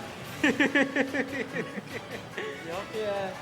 Ness is a really interesting character because, with how Ness is, all of his moves, if you really get well versed with them and you get well versed with just the universal basic move he has, you can really see some really amazing gameplay from him with the amount of combos he can have and just the cool moves that he has in his moveset. Yeah, Ness has a lot of definitely interesting moves that can connect to others, so it can be really interesting gameplay if you get really, really good at him. As you can see here, he can get quite a few things going on. Dark Pit is slightly simpler. Doesn't have many combo moves, doesn't really have much, but he does have some pretty heavy hitting moves and really good aerials. I'm pretty sure Dark Pit actually has one of the most reliable spikes in the game, so that's pretty good. So we can see here that Dark Pit's really having trouble with the one stock and high percentage compared to Ness's uh, mid or slightly high percentage and two stock advantage. But we might be able to see at least an even stock here in a moment. Yeah. So, Dark Pit. And along with Really strong back. Yeah, Ness does have a really strong backer, so it can kill pretty early on. Does have a really strong grab up throw. Indeed, it is the strongest in the game. Or was that his back throw? That was his Either back way, throw. it is the strongest in the game. With Ness's ability to rack up damage a lot, it really is a deadly combo that you just saw there. Yeah, a lot of Ness's moves do have a lot of synergy with each other, so they can really be good if you know how to play them. As we saw there, we saw Mountain View against Sunny Mead with who coming on top? Sunny Mead. Yeah, it seems like Sunny Mead came on top. And I think this is for the Redemption game because when I recall, Vista came on top with Oh yeah, just to recap the rules. Every single school is going to be playing, or every single team or player is going to be playing. So even it's a first to three. There's 5 players on each team, but they will be playing 5 matches even if a team gets to 3 points first, just so that everyone has a chance to play. Yeah. And we can see here, I think, yeah, this is just to continue the 5 rounds there is per game. You see right here, even though, actually, no, it seems like Mountain View took the set. And we can see that Mountain View is just playing a game with Sunny Me to really just use up all the rounds. Yeah, it's just mainly to let everyone play, just so they didn't come out here for nothing, you know. They can have a bit of fun. So far it looks like because generally that's like what this whole event is about either way. Just converse, gather around, and like show off each other's talents as well as just have fun with each other and enjoy the game. Yeah, of course you want to win. There's trophies on the line. There's trophies and backpacks. Of course you want that. I mean, if you still come here, they didn't come for nothing, as they're still able to get some food, you know? Yep. And secondly, yes, indeed.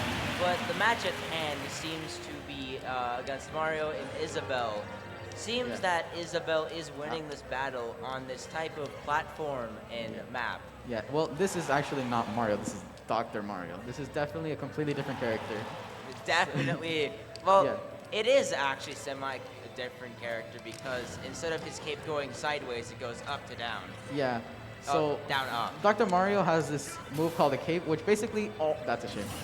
So Dr. Mario has a cape. He has a cape where it can reflect projectiles or spin characters around. So if you hit that while someone's off stage, it actually reverses their controls for a small second and can lead to some pretty early kills.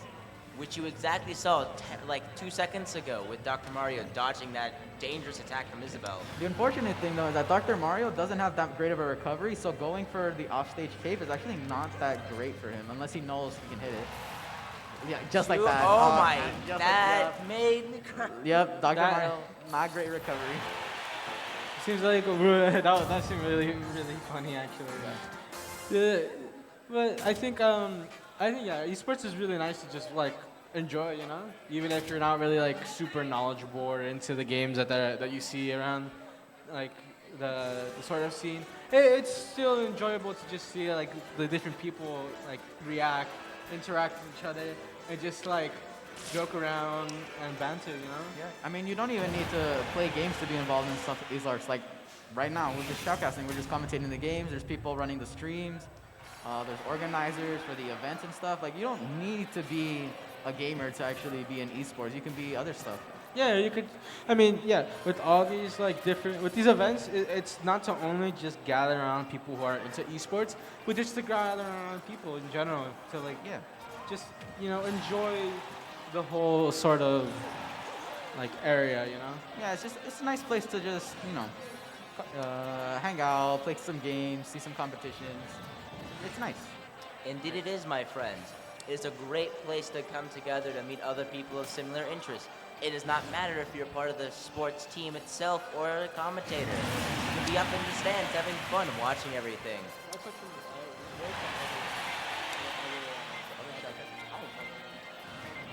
Where are the other shoutcasters?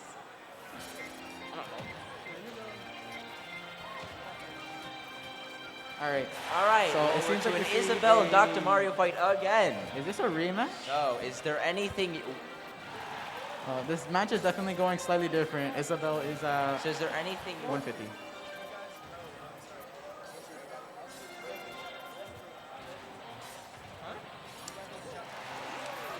I think that's supposed to be you. Oh, is it? Ooh. Is it I'm not sure. That's why. Oh. I think it was.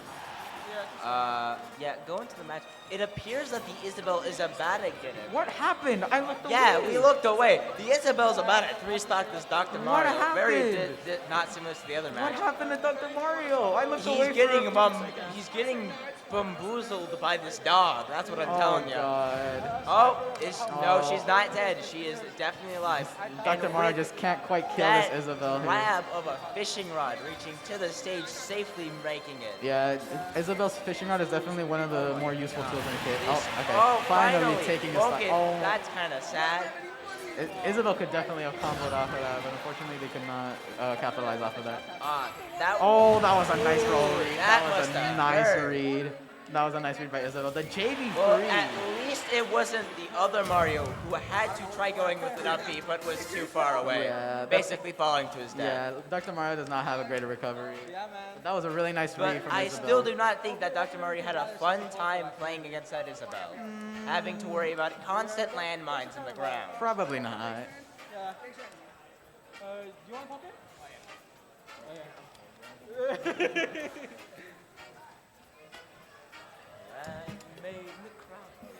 So, coming from Canyon, like, what is your experience with that school? Experience with what? I didn't hear you. Huh? Experience with what? I didn't hear you. With Canyon. Well, I guess like game-wise, we have a curse of what we call the third place curse. A what? The third place curse. We always get third place at whatever tournament we go to. Really? Yeah, always third. What- We just what- got third at this one. Damn, what placements have you got? Well, actually, what placements have you got? Like in like most of our, not even like esports, but like everything else. Like what? Damien. What kind of question is that? How good is our school at everything? Literally like at competitions. We don't talk about football, but like I think we're pretty good like overall. I think we're pretty good overall. Just like we don't talk about football. Oh, yeah, your players are really good, by the way. Yeah. I think I think I don't mind our school. I'm proud of our school in some ways, but like I think as with most students from other schools, you can't really like brag about your school most of the time just because there's always like certain parts of it that just do way worse than most things. Yeah, but yeah, feel free to brag about the esports team here, because oh my god. I was surprised that we had like an esports team like at least good at something. We didn't do very well in Mario Kart. I felt like really sad when we kind of lost, but like seeing our Smash Bros team and just like every other Smash Bros team is really exciting. I don't know. Like, I don't know what it is about Smash Bros, but it's just like always hype to look at. Anyways, are we just like waiting for a game? Are these all practice games going on? Most of these are practice games right now, but right now we're just seeing this intermission kind of while things kind of just like settle down for a bit. I'm not sure where we're at right now at the brackets. We're just sort of just relaxing. Yeah, I think we're about to get to finals for middle school, right? Probably.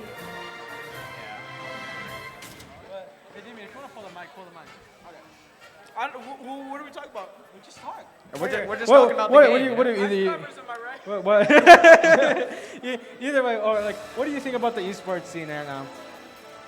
Like in total, or just the school? Yeah, well, for like the state it is right now in the school. In the school, okay, in school-wise, it's really good. It's starting to finally kick up, and just generally, there's a lot of people finally getting into it, finally realizing that this is an actual thing that we do. Yeah. So. Yeah, especially with like within the districts and everything. It seems like we're finally getting together for these major tournaments. What do you want? What are you doing? There's another one? Oh my god, another Little Mac? Yeah, he plays Little Mac. Little Mac, as you know. Little Mac sucks. Yes, That is into the true. mic. Little Mac. Oh my god. Don't speak that close to the mic. Don't do that. Don't do that. My fault, cuz. But yes, Little Mac does in fact suck. Little Mac sucks. But we know that already. Yeah. Explain it to Just us. look at the new tier list. He's literally the last place character. Okay. Let me explain to you why Little Mac sucks. Okay. So, you know in Smash Brothers Ultimate, you have like unique moves in the ground and in the air, and they're all useful. Little Mac doesn't have half of that. He has 0 aerials, like they all suck. Okay? Yeah, unless you're Peanut. Unless you're Peanut, yeah. And in that case, they're kind of mediocre at best. And then, what's it called? Okay, and then we move on to like, recovery. So while most characters, when they get hit, when they're recovering using their like recovery option, like side B, they get it back. Little Mac does not. I lose it forever, and if I get hit again, it's over. It's over. I lose. Also, And- like almost every other character needs their jump to Hey, doesn't need their Terry, jump to recover. Terry side B. Terry side B. He gets hit. He gets to use it again. There's a difference. Terry is a character you pay $5.99 for. Little Mac is not. Little Mac was free. While they're not here, generally across like these DLC characters, you really see like a lot of comeback mechanics. And like these sort of mechanics that seem really unfair compared to other ones. Yeah, like the non-DLC characters still fare well against them. It's just based on the player, you know? Yeah, like at this level of play, it doesn't matter how bad your character is. If you play better than your opponent, you're gonna win. You're gonna win. Can we watch that Little Mac game? Yeah, Sure, let's go. Hold on. Watch this Little Mac game. I can give you personal Personal insight spite. about- Yes. Okay. Personal I might experiences. leave you to do this because I'm gonna use take a bathroom break real quick. Sick. All right. All right. Just don't get too rowdy. That was an accident. My fault. It's because before they were like kind of not sensitive, so you know. Okay. So, Little Mac right now he's trying to find some openings. Dash attack combos into itself at 0. Oh yeah, it's funny. Yeah. Except that's like his only combo. Yeah. Until down tilt. Okay, he uses his tilts to an advantage. Okay, using your jump there is probably not a good idea. Because if you get hit, it's game over. Yeah, if you use your jump, like you're being a little greedy to not get hit with combos, and you use your jump and they knock you back, you have your side B and that's it. I mean, like from what I see right now, this Little Mac is doing the Michael Jackson rolls right now. He's just non-stop rolling. Yeah. Yeah, you can totally get a read on someone once, like, yeah, look at. Okay. Like, roll. Watch this. I even know when he's going to roll.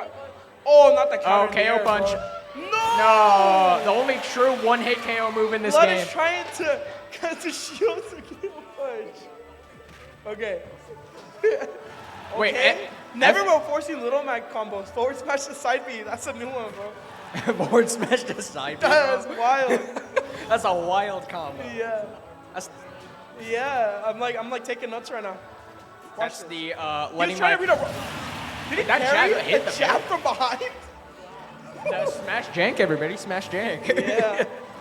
Okay, that was actually pretty good. That was pretty good. You caught that. Oh, nice up smash. Okay. Uppy. No! That wouldn't kill. Uppy kills extremely early, and I think Lucario's officially learned the matchup. He's not approaching Little Mac. he learned it. He's like, wait, if I don't approach this guy, I win. Let me just use charge shot over Here, and over again. So he could have won already if he had, Oh, Uppy. Little Mac with no jump. Little Mac with no jump. Nice back though. Back throw.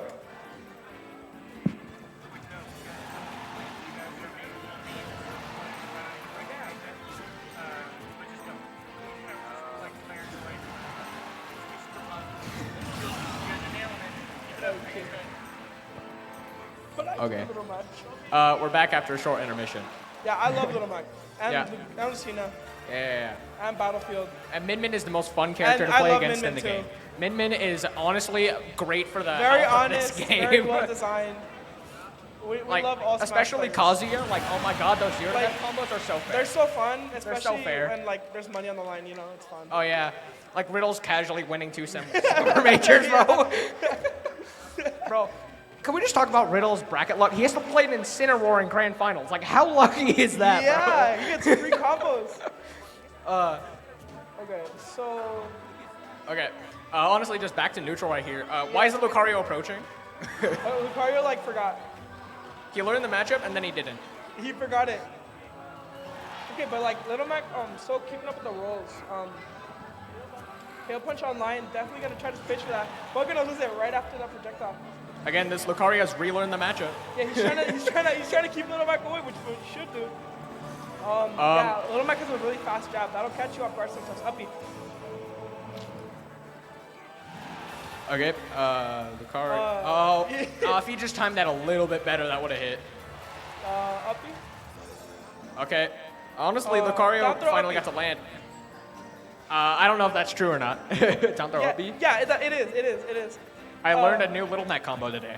Yeah, down throw uppy is true at like 70s, He has 80s. to use a jump, hit that. Yeah, we hit those. We hit those neutral Bs, baby. Yeah, well, you know, he earned it. He learned the matchup. He adapted, and he won. Yeah, as soon as you adapt and learn a matchup, you just win. Yeah, because the players try to, like, go back and, like, the first game is to feel how they play, and I feel like Lucario caught onto it faster than the Little Mac. Yeah, of course, Little Mac is also. Little Mac. We were informed that we're being a little too mean to Little Mac. Really? I'm the Little Mac main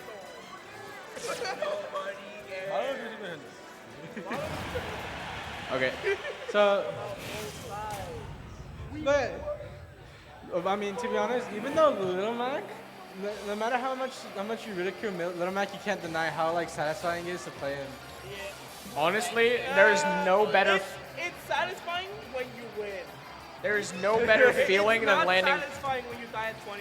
There's no better feeling than winning after being down a full stock because you landed a KO punch. That's fine. Because I've been on the receiving end of so many KO punches, it's not even funny. I play Shulk so I can click shield art and not die. But so you see, when playing Little Mac and the air dodge, you reach Ascension because you just immediately hit your KO punch. Yeah, because like a lot of people, what I noticed is that the down tilt, or when Little Mac hits a down tilt, they're like, oh no, I'm about to get KO punch, so they air dodge. But like, I know that. So if it's just it's either 50-50. If you go to the left and you air dodge to the left, you're done. yeah. Honestly, if you get your air dodge right after a Little Mac down tilt, you should lose 2 stocks. Like. Yeah, but yeah, okay. So next game is Fox versus Mario. So look. That's not Fox. That's a wolf. Sorry to get my fault. I had a little what's the term? Brain fart. Brain fart. They had a little brain fart. You know the classic. Okay. 2 very close range. Oh my god! Oh! At the time. Yeah. Oh, the up smash. Okay, the up smash is taking it right back. Heavy character right here from Wolf. That was. How does Mario even do against right now? What is Mario? Mario is like, look at this. Oh, look at these free combos. Oh, he was about to get it again. Wait, what kind of He does ladder combos. So he uses his like. He tries to use his like aerials to like do ladder combos to get high up and do like. So. Goodbye, my friend. so wait.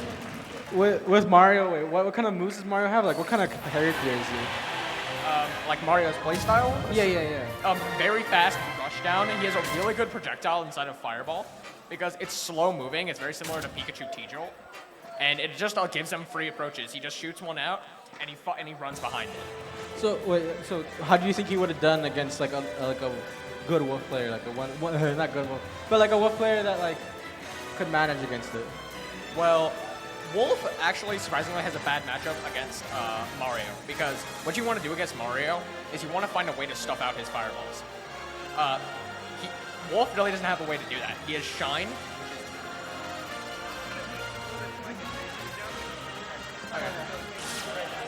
All right. We'll be right back. We'll be right back.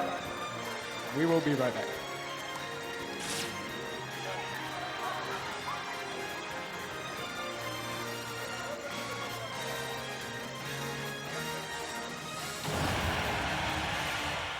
One, two. Ladies and gentlemen, we have our first finals matchup on the high school side. Put your hands together for Valley View High School and Moreno Valley High School. They will be battling in Station 3. That match is set to begin momentarily. On the middle school side, we have a barn-burning semifinal match between Mountain View Middle School and Badger Springs. The winner of that match will face Vista Heights, the undefeated Vista Heights Middle School team on the middle school side. Good luck to all teams involved. Stay tuned for more action.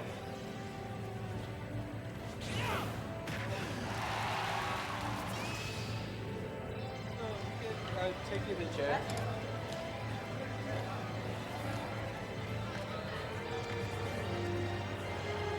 Okay, I wonder if, okay, the mics are working.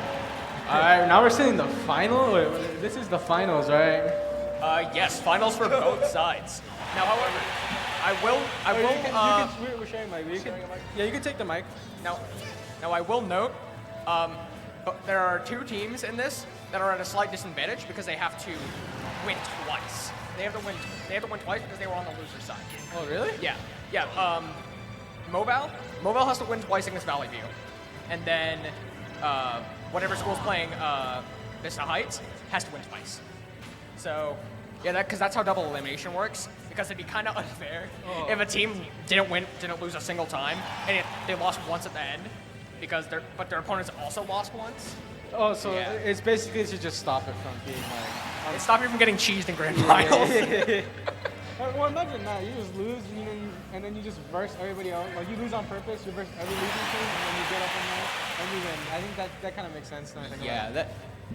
Yeah, a double elimination is the classic format for Smash Bros. And since Melee, Smash tournaments have always been double elimination. All right, real quickly. So what do you think about this event here? I really like this event. Let me speak into the microphone. I really like this event. It's 100% better than some of the other events we've gone to. Sorry for anyone who hosted those events, but I think Jaden over here can confirm that, just from being able to play to shoutcasting to having a bunch of side matches going on and really being able to get to know other high schools really has just been a really fun experience for everybody. Yeah, honestly, getting to actually know Valley View, because we were constantly losing to them at previous tournaments, but now actually talking with the players are really cool. However, we used to just look at them as evil forces of nature. It was really exciting to see these different players just online. Anyways, is this the set? Yeah, first set, you see Rosalina versus Ike. Well, what do you know about these? What do you know about this matchup? So I know that Rosalina actually has an advantage over Ike in the mid range to, I think it's mid to long range because of Luma. However, Ike has the ability to just kind of get rid of Luma at any point in time by swinging the big massive sword around. So it is kind of like an even matchup, I want to say. But with Rosalina being light, it definitely does lean towards Ike's side. It seems like, well, with these play styles, how do you think they work in this stage right here with these three platforms? Yeah. Well, obviously, Rosalina has these really good combos, and honestly, they're going back and forth right now. They're going back and forth. They're at even percent same stock. Never mind. I mean, it's still somewhat even. Actually, never mind. I don't know. It's still somewhat even. You can make it even. Rosalina might take extra damage, but if she can just get the stock out of Ike, it could become an even game with just a couple of hits and combos. You can really see here, Ike is just trying to keep that stock alive and get damage in there. Yeah. Well, Rosalina's goal right now is to kill Ike. But however, she can't really find a way to do that unless she lands an up air, which this Ike is being really good about not being above Rosalina. I will say that Rosalina really does have her work cut out for her, having to always kind of babysit that Luma, and once it dies, she's basically half a character.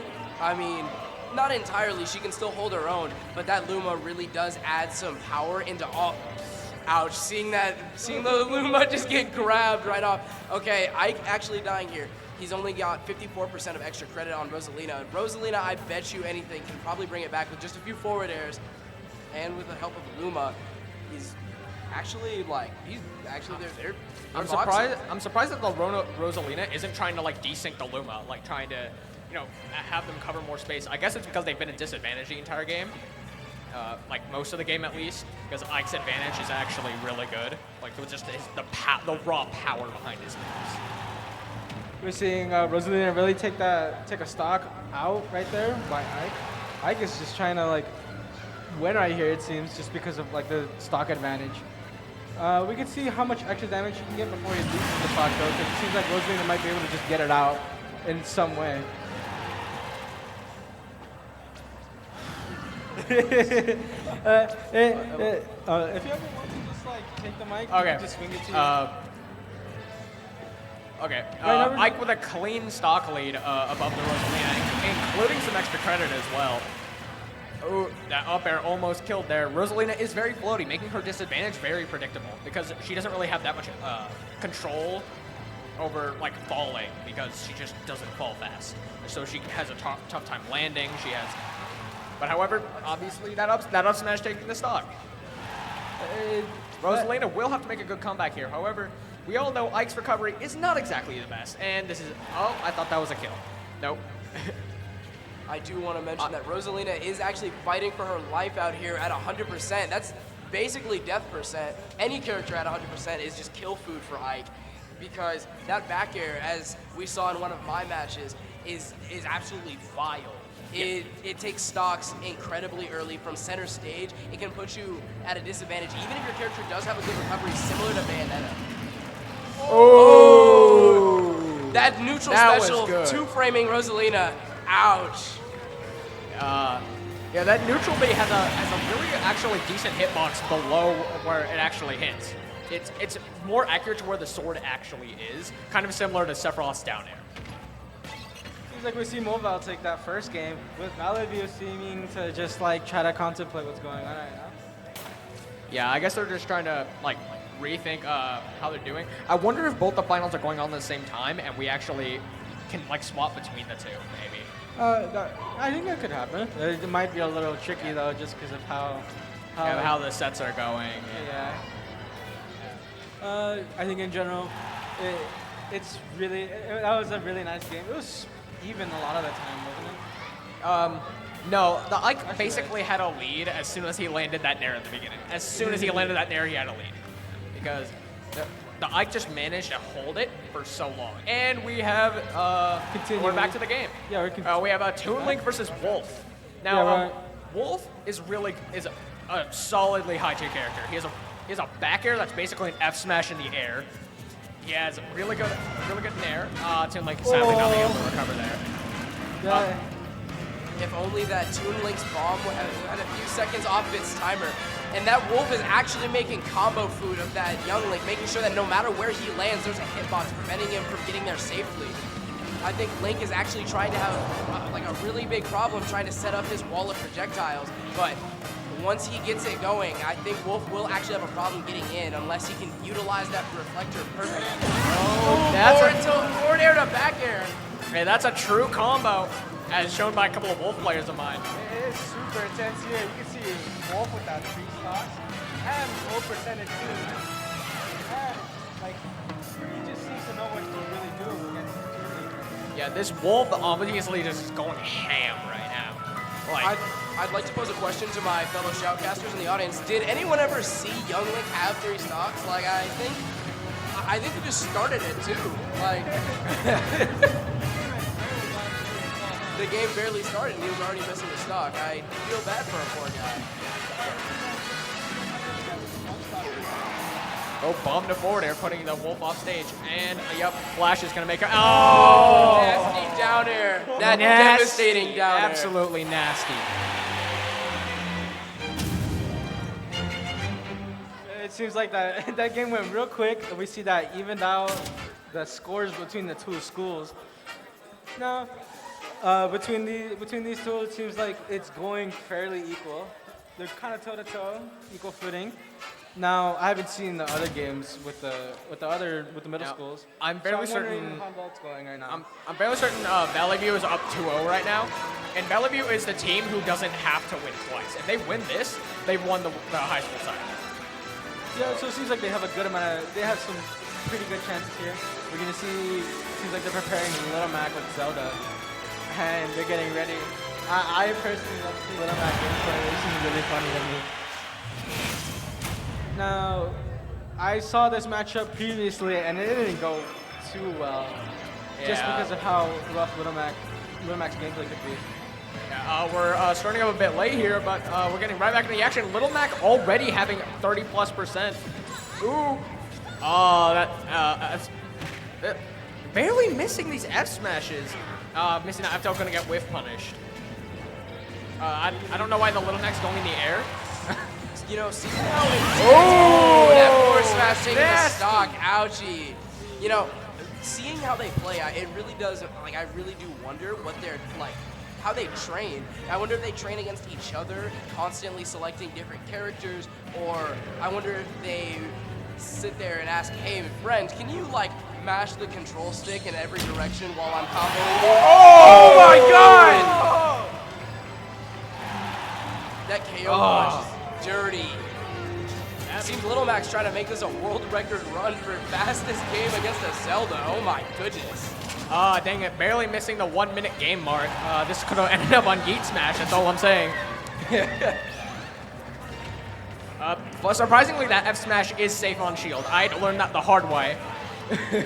Down tilt to side special. Oh, the up smash. Personally, learning this Little Mac, this is really exciting. Oh, that KO punch. Oh no. Yeah, he lost the KO punch that he readied up, but it seemed like he could still probably get another, the final stock with his other moves. I'm a bit jumbled right now just by how intense that was. Yeah, this Little Mac is just shredding this Zelda. Normally, this is an absolutely horrendous matchup because Zelda is known to be one of the more campy characters in the game, setting up phantoms, the side B, and the neutral B as a get-off-me tool. But this Little Mac is just going in and just finding these openings that I'm fairly certain no one else would. I want to mention earlier, while Zelda was on the ledge, he down tilted Zelda trying to hit her up, and then tried to side B her, but actually missed because of the curve on Lilat. It's actually it's insane to see that Lilat is a legal map. It's a legal map here. Oh! Back throw killing. Back throw never killed anyone. Oh my goodness. I mean, I guess it is Lilat and it is Zelda at 170. Lilat has a uniquely shaped stage. So I guess that makes it so the side blast zones are closer. Yeah. My fellow shoutcaster had to go pop off. I love seeing Little Mac. It's, I don't know. The KO punches really feel so satisfying even when not playing the character. I think that's what makes Little Mac super special. It's because he's such a hard character to play sometimes that it can really feel satisfying getting those wins, you know? Yeah. Again, KO punch is one of the really only true one-hit KO moves in this entire game. I guess the really only other thing that comes into competition with it is Roy neutral B, but that takes 7 whole seconds to charge up. Okay. Anyways, back to the game. Bowser. Oh, we're in round 4. Bowser versus Ken.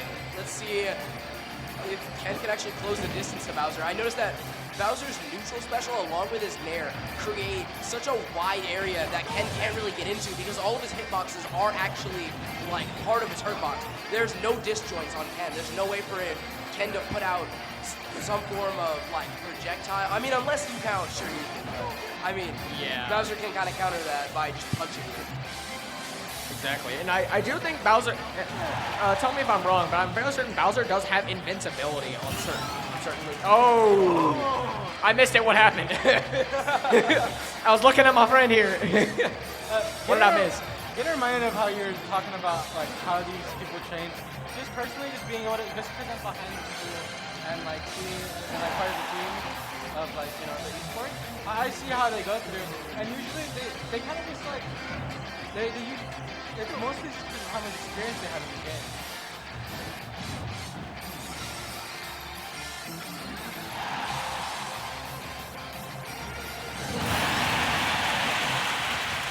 All right, we have a heated match over on the high school side. You can see that Valley View is one victory away from the tournament win. And on the middle school side, we have to wait a second. Let's let them finish.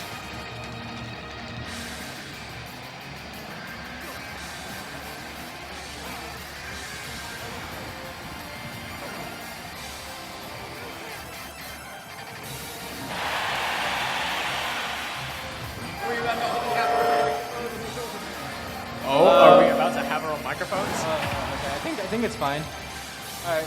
Seems like it might become even game right now. You could definitely see it go either way if Ken could really just get in damage on Bowser right now. Ken is known for to have some crazy Ken was combo not able game. to grab the ledge because of his neutral beat. That up smash sending Ken into disadvantage. There's, and Ken stuck in the corner using his side B, Tatsumaki, to get out. The classic Ken crazy combos. Oh, is he dead? DI that's down, DI side. down! Oh! Bowser Bomb actually killing up the side. I'm not entirely sure if you can hear, but everyone is popping off in that corner over there. Yeah, I don't know if I can exactly hear it, bro. Hungry Box who? These guys are about to faint on these pop-offs. Seeing these games like throughout the years is so. It just gets me like pumped up to see like all these like different games. It's either we like even when we lose, it's just really. There's a lot of energy behind it. Overwhelming. Anyways, yeah, they already started like a while ago. We're gonna go look at the middle school game now. Yeah. I don't know what the score is, but they already started a while ago.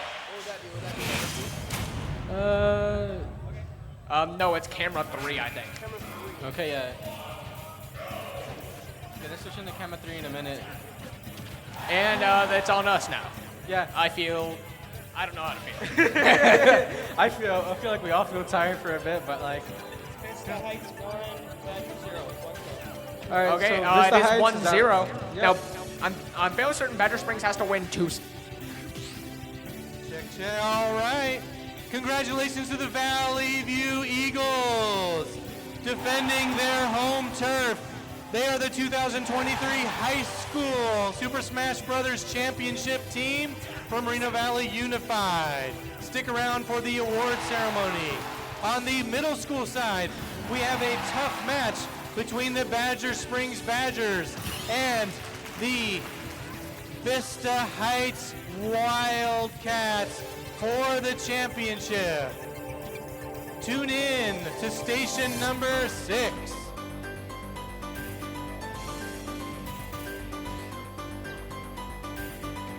When are we getting the? Okay, we got the mic back. Oh, wow, that was way too loud. So, Badger Springs has already actually won, I think. They already won one, so this is actual true finals. Oh, not exactly getting that side B that would have killed there. Right now, Isabelle is a weird character. You explain it, Maxie. So, Isabelle is a strange character because all of her matchups against characters that are low to mid tier are terrible. I mean, like, Isabelle will lose quite frequently to those characters, but will actually win against top tier characters. Oh, Jesus. Feedback, I'm so sorry. She'll actually win against high tier characters like Peach, Joker. I just heard someone, I just heard something like someone just explode over there. I was like, oh my goodness. Oh my goodness. Okay. Go ahead. Oh, the down tilt killing. I think that's down tilt at least, right? It seems like Isabelle takes that stock right there. It could be like kind of evened out, but in this like stage here, who do you think it like gives advantage to? Like right now, I think that like Isabelle is winning. No, not Isabelle. Wii Fit wins this matchup just because, like what Maxie said, horrendous matchup against mid tiers, but really good matchup against high tiers. Wii Fit's a mid tier. Can any of these characters use the platforms at all? Wii Fit can. Wii Fit? Okay. I'd like to mention that Isabelle right now is finding herself in a little bit of a taking that sun salutation straight to the face. She's having a little bit of trouble getting in on that Wii Fit trainer. Oh! Nice up smashery. Up smash catching her through the platform. Now, I've actually played against this Wii Fit before. They're pretty good. And something that I do feel like needs to be mentioned, deep breathing. Deep breathing, yes. That it basically makes Wii Fit jump up 2 tiers in the tier list. Like they become fast, strong. deep breathing alone kind of carries the character. Isabel, come on, make it. Ah, yes. I mean, no commentator favoritism or anything. Just Yeah. I know who your favoritism is, Maxie. Come on. We all know that you like Isabel. It's surprising how Isabel's recovery can work. I didn't even know she could do that kind of thing. Where she just can go just to the other leg. I feel like that could really like add to like the gameplay. Not getting a kill there. If you didn't know, burying in this game is really good. Except for Wii Fit's apparently. That forward air finally Isabel takes taking the first stock on Wii Fit Trainer, resetting her deep breathing, which if you don't know, that up smash taking Isabel out. Now, I'm gonna go on a little bit of a tangent, if you will. Go ahead. There are certain moves in this game that just have way bigger hitboxes than they should. For example, that up smash. Like, come on, that should not have hit. No, but you know. I guess this is Smash Bros. And the hitboxes are circles, not actual what they look like. I'd like to bring up what this matchup really was. This was an in-shape woman beating up a dog in a dress. Lucas versus Captain Falcon. I blanked out there on the name. Now, I know Lucas is similar to Ness. So, but like, how are they different? Number one, they're PK Fire. So their side B is way different, as Ness is more for combos, and Lucas's is more for spacing, because Lucas's just hits the opponent, knocks them away. Ness's traps them in a fire, and like traps them, allows them to get comboed. Lucas's is also faster and comes out earlier, and Ness's is slower, so you can kind of react to it. No, against Falcon, how does that like fare? I don't think matchups really matter. I was gonna say Lucas is winning, but obviously the Captain Falcon caught out Lucas's air dodge and immediately forward smashed him. That is crazy. I do want to mention that I heard that you said that Lucas and Ness were similar, and I couldn't help but they are from the same game. They are from the Earthbound series. As an old Lucas player, I have to say that they are nothing alike. I mean, okay, granted they're similar, all right, and like in the fact that they came from the same game and they are both floaty characters. But when you get to know both of them on like a sort of I'm struggling to player level. Yeah, when you start to like really play these characters, you kind of realize that. The Captain Falcon knee killing off the side. Lucas is having a little bit. That PK Freeze just barely not connecting. Yeah, PK Freeze honestly has a way bigger hitbox than it looks, but still wasn't big enough to hit Captain Falcon. I want to say that Captain Falcon is having a field day with this Lucas right now. Misinput side B. That's rough. Commentators curse. He talked to the snake. Lucas looked at his snake and he said, "Did you see this?" And the snake was like, "Bro, that is crazy, dog." Is this snake alive or is it not? It is alive, in fact. It is Lucas's pet snake. So Lucas, whenever he does Zero, is literally hitting you with a live snake. Yes. It should honestly do damage out. Is he gonna make a comeback? That buffered air dodge preventing Captain Falcon from getting the ledge. This match is coming real close all of a sudden. I don't know. And Valley View Vista Heights, not Valley. Of course, Valley View did also win. The very first frame of Captain Falcon's down smash had hit Lucas through his up B.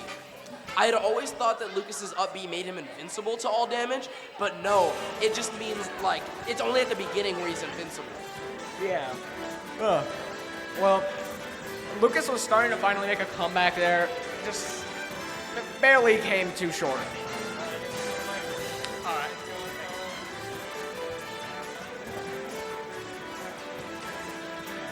Thank you. You've been wonderful.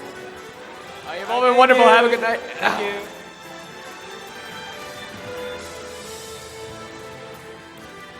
All right, everyone, give it up to our shoutcasting team. They were tireless in their efforts to call the match. Appreciate all of you. Turns out we have a winner in our middle school bracket, going undefeated throughout the tournament. Your Vista Heights Wildcats are the 2023 Middle School Super Smash Brothers champions. And a valiant effort from our runner-up team, the Badger Springs Badgers. We have two things left for you all. We have some trophies to pass out, and we have a random wheel of prizes. If your coach listed you on the roster either for being a player or a helper, you are on the wheel. Pardon?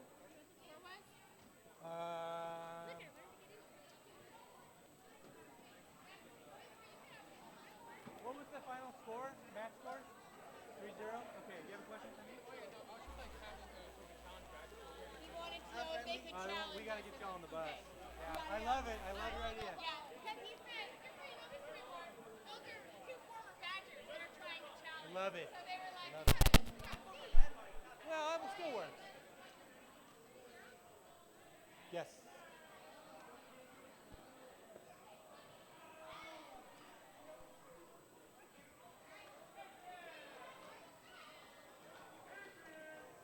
All right, we're going to give you a 2-minute break to use the restroom, stretch your legs.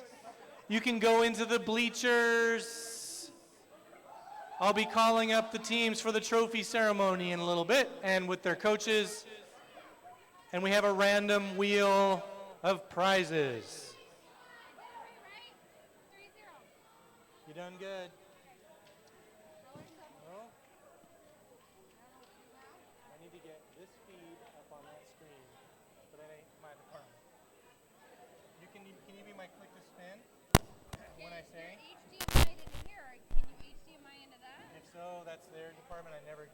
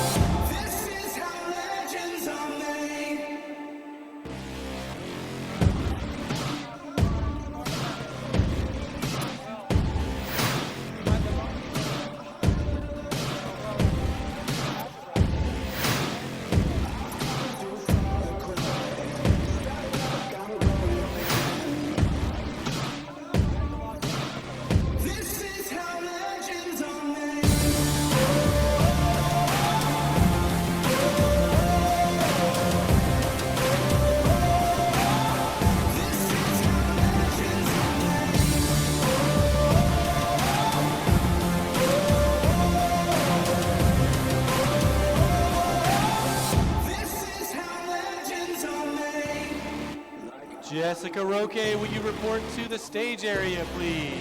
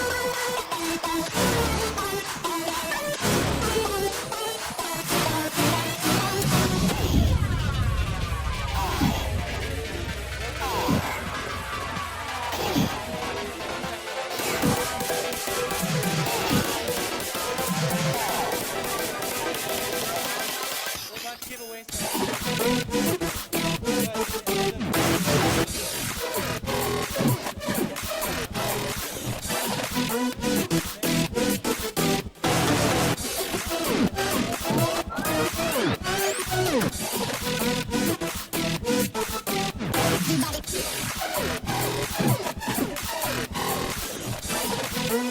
ready for some prizes?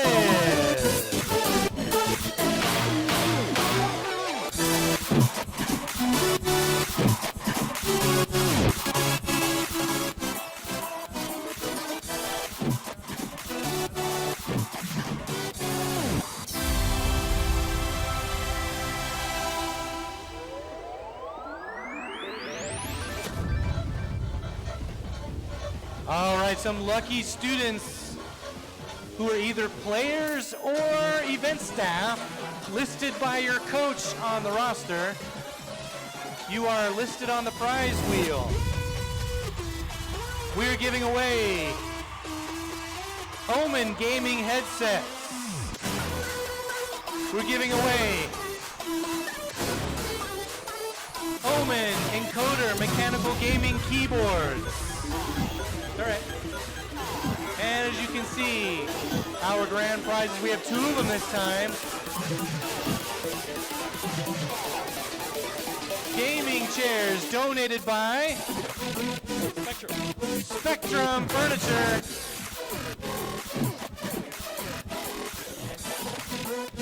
And a Corsair gaming keyboard.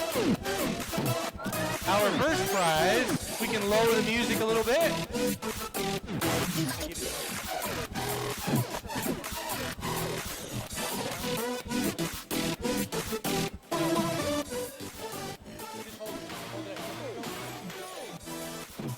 All right, our first giveaway is for an 8-bit-cade. Representing 8-bit-cade is Andrian, who's going to explain a little bit about this wonderful prize he is donating. Go for it, Andrian. Yeah, so if you guys came back, it's a build your own game console kit. So you build your own game console unassembled, and then you just put all the pieces together, and it becomes one fully functioning game console that you can code and make your own games with. So we have one of these, and then we have a gaming keyboard too. Yeah! All right, round of applause for Andrian. He's one of our wonderful vendors. He came out, he's been here the whole time supporting us, and he's given us a great prize, or given one lucky student a great prize. All right, J. Miles, let her rip. Click to spin.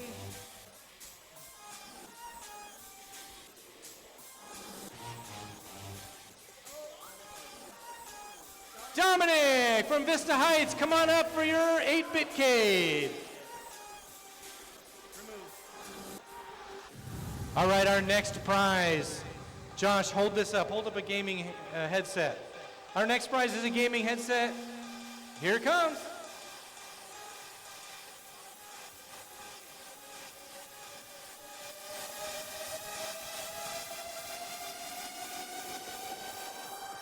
Anthony H. from Vista Del Lago, come on up for your prize. Welcome, all right. Our next prize is an Omen encoder, because I'm holding it for no reason. There you go. This one. Gaming keyboard. Here it comes. Who's it going to be?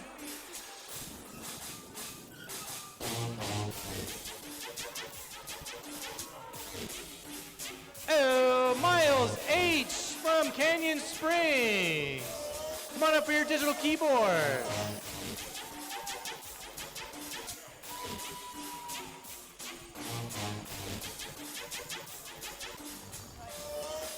All right. Our next winner gets this beautiful Omen gaming headset. And the winner is Colin G. from Landmark Middle School. Where's Colin? Where's Colin? Colin here? Hey, come on up, buddy. Sweet.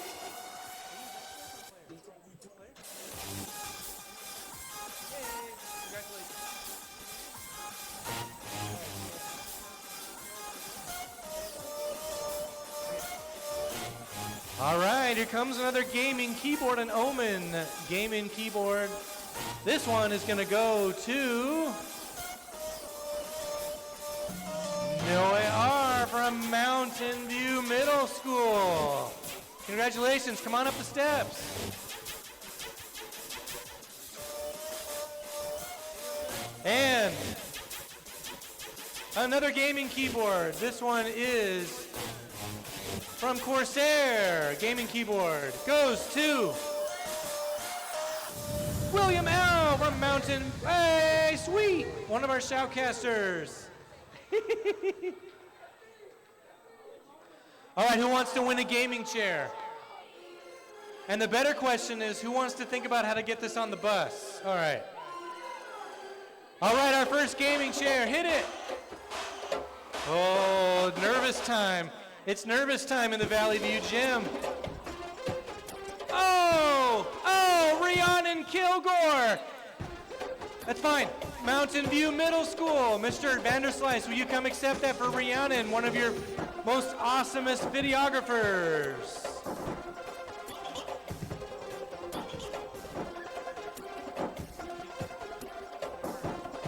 Good? Okay. All right, and our final. Yeah, our final gaming chair. This is it. Goes to Gael A from Butterfield Language Academy. Whoa. Come on up, buddy. Woo! All the way up. What do you have to say for yourself, Gael? How's it gonna go on the bus? How is it gonna go on the bus? Try, yeah, let's see how it looks.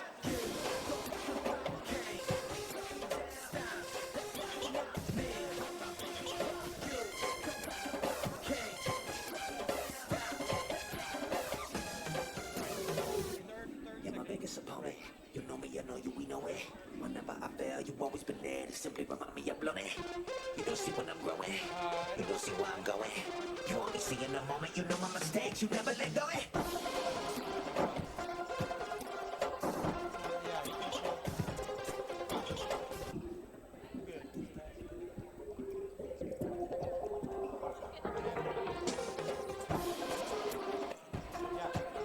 All right, who's ready for some trophies? We're gonna do middle school first. May I have my third place team? That's the Mountain View Panthers. Come to the stage, please. Badger, you are on deck, be ready.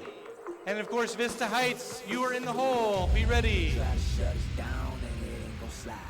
Only thing I fear is God and He on my side. That's the confidence I got, cause He got me. That's why I really feel like that's all you got. Come on with it. That's all you got.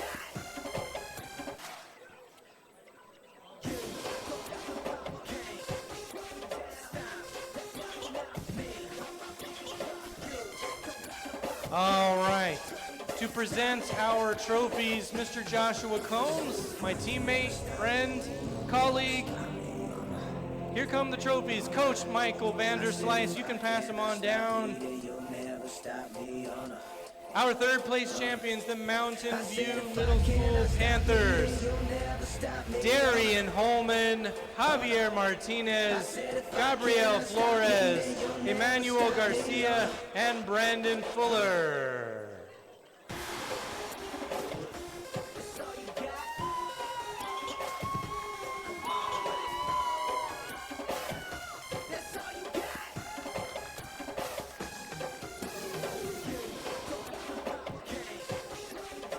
You'll notice that our winning teams also walk home with a gaming backpack filled with goodies from our sponsors.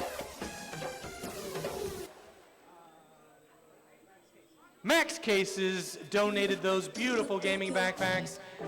All right, everyone, we good with pictures? Good? All right, thank you, Mountain View.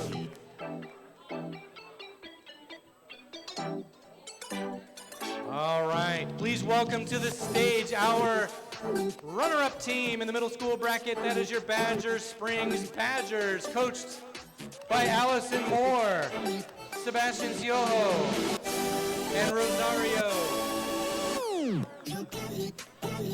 Alvarez.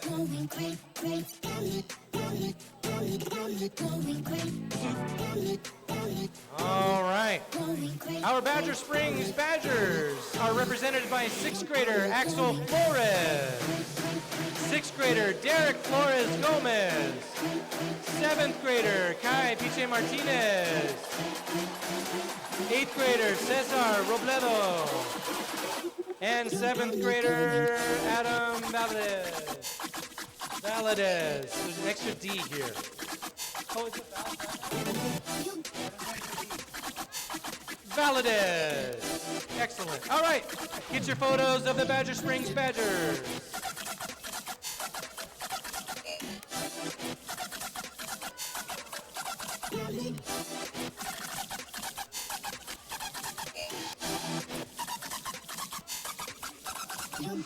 Good. All right. All right. Coming up next, our champion from the middle school bracket. Represented by your coaches, Brian Curran and DJ Mooneyham. Come on up. Let's go, Vista Heights. Your Vista Heights Wildcats.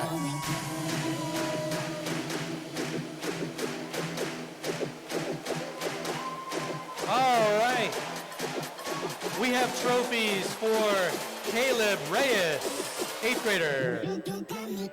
8th grader Abraham Hovel. 8th grader Maximo Garcia. 8th grader Dominic Castro. And last but not least, 7th grader Torono Robertson.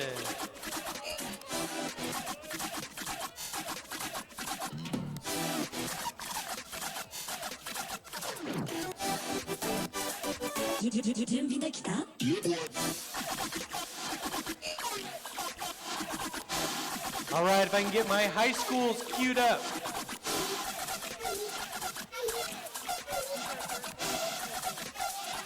Can you go around to that bracket?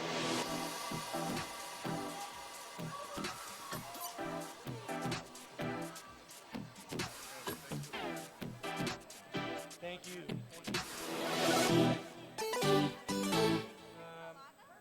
Yeah, probably. We did Valley Beach, Canyon Springs. All right, Canyon Springs, you are first up. You came in 3rd in our tournament. Be ready. On deck will be Moreno Valley High School. And in the hole is our champion, Valley View. Come on up, Canyon Springs. Like you mean it.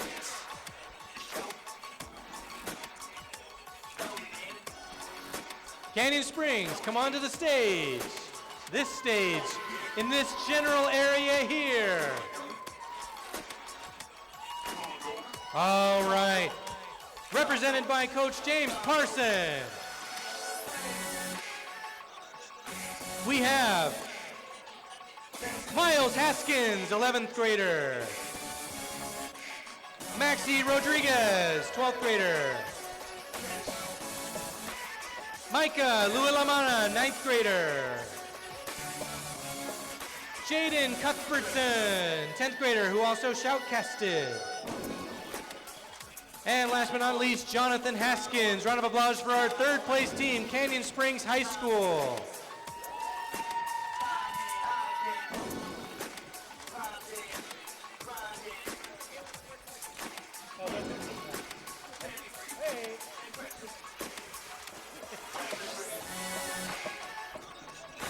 Moreno Valley team, you are next. Be ready. Not ready for you yet, but you are on deck, Moreno Valley.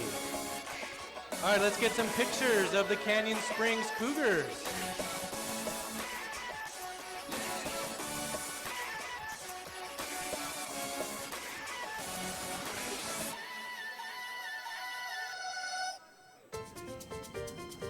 Good,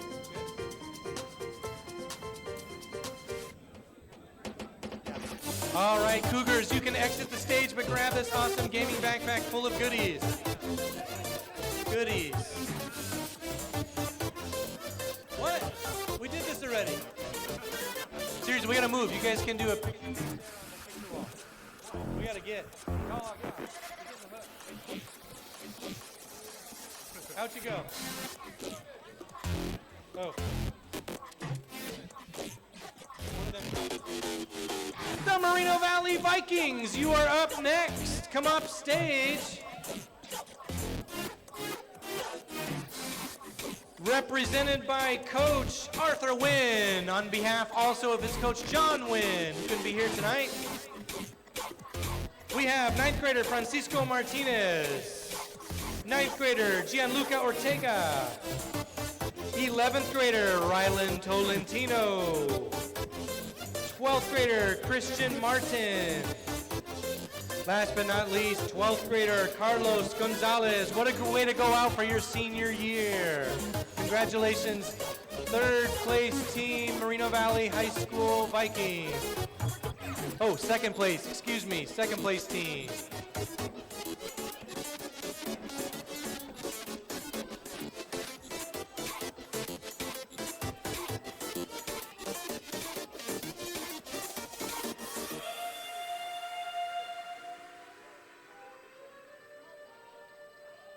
Jessica, minimize that bracket. It doesn't make any sense.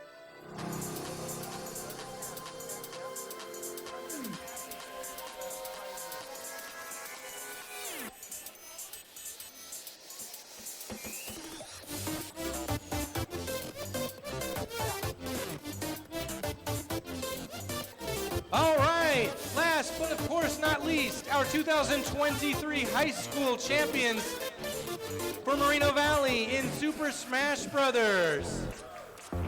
They're getting ready. They're so excited to come up on stage.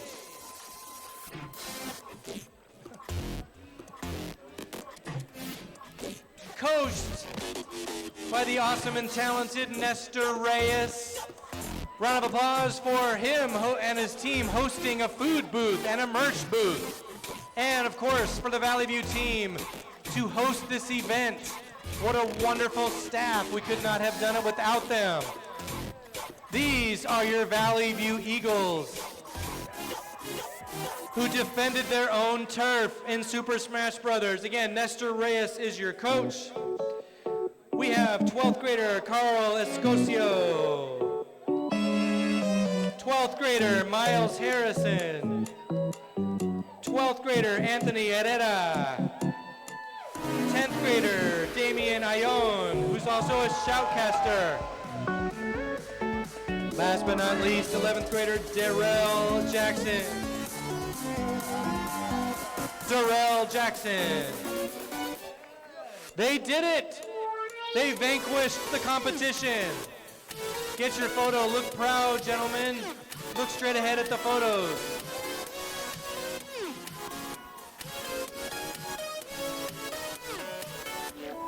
Special thank you to the parents who understand what this means to your students and for being here. The wonderful administrators who understand it also, that this is what is keeping a lot of these kids in school. Hands together for our wonderful coaches who guide these students to be better human beings. I do see Karen Johnson in the house. Thank you, Karen, for letting us use your wonderful facility. You should know you have the best custodial staff on the planet. I've told them that 65 times, and we gave them a plaque. You'll see it. Yeah, they're amazing. Incredible. Thank you so much. Ladies and gentlemen, this concludes our event. Go get on the bus and go home and eat dinner. Thank you.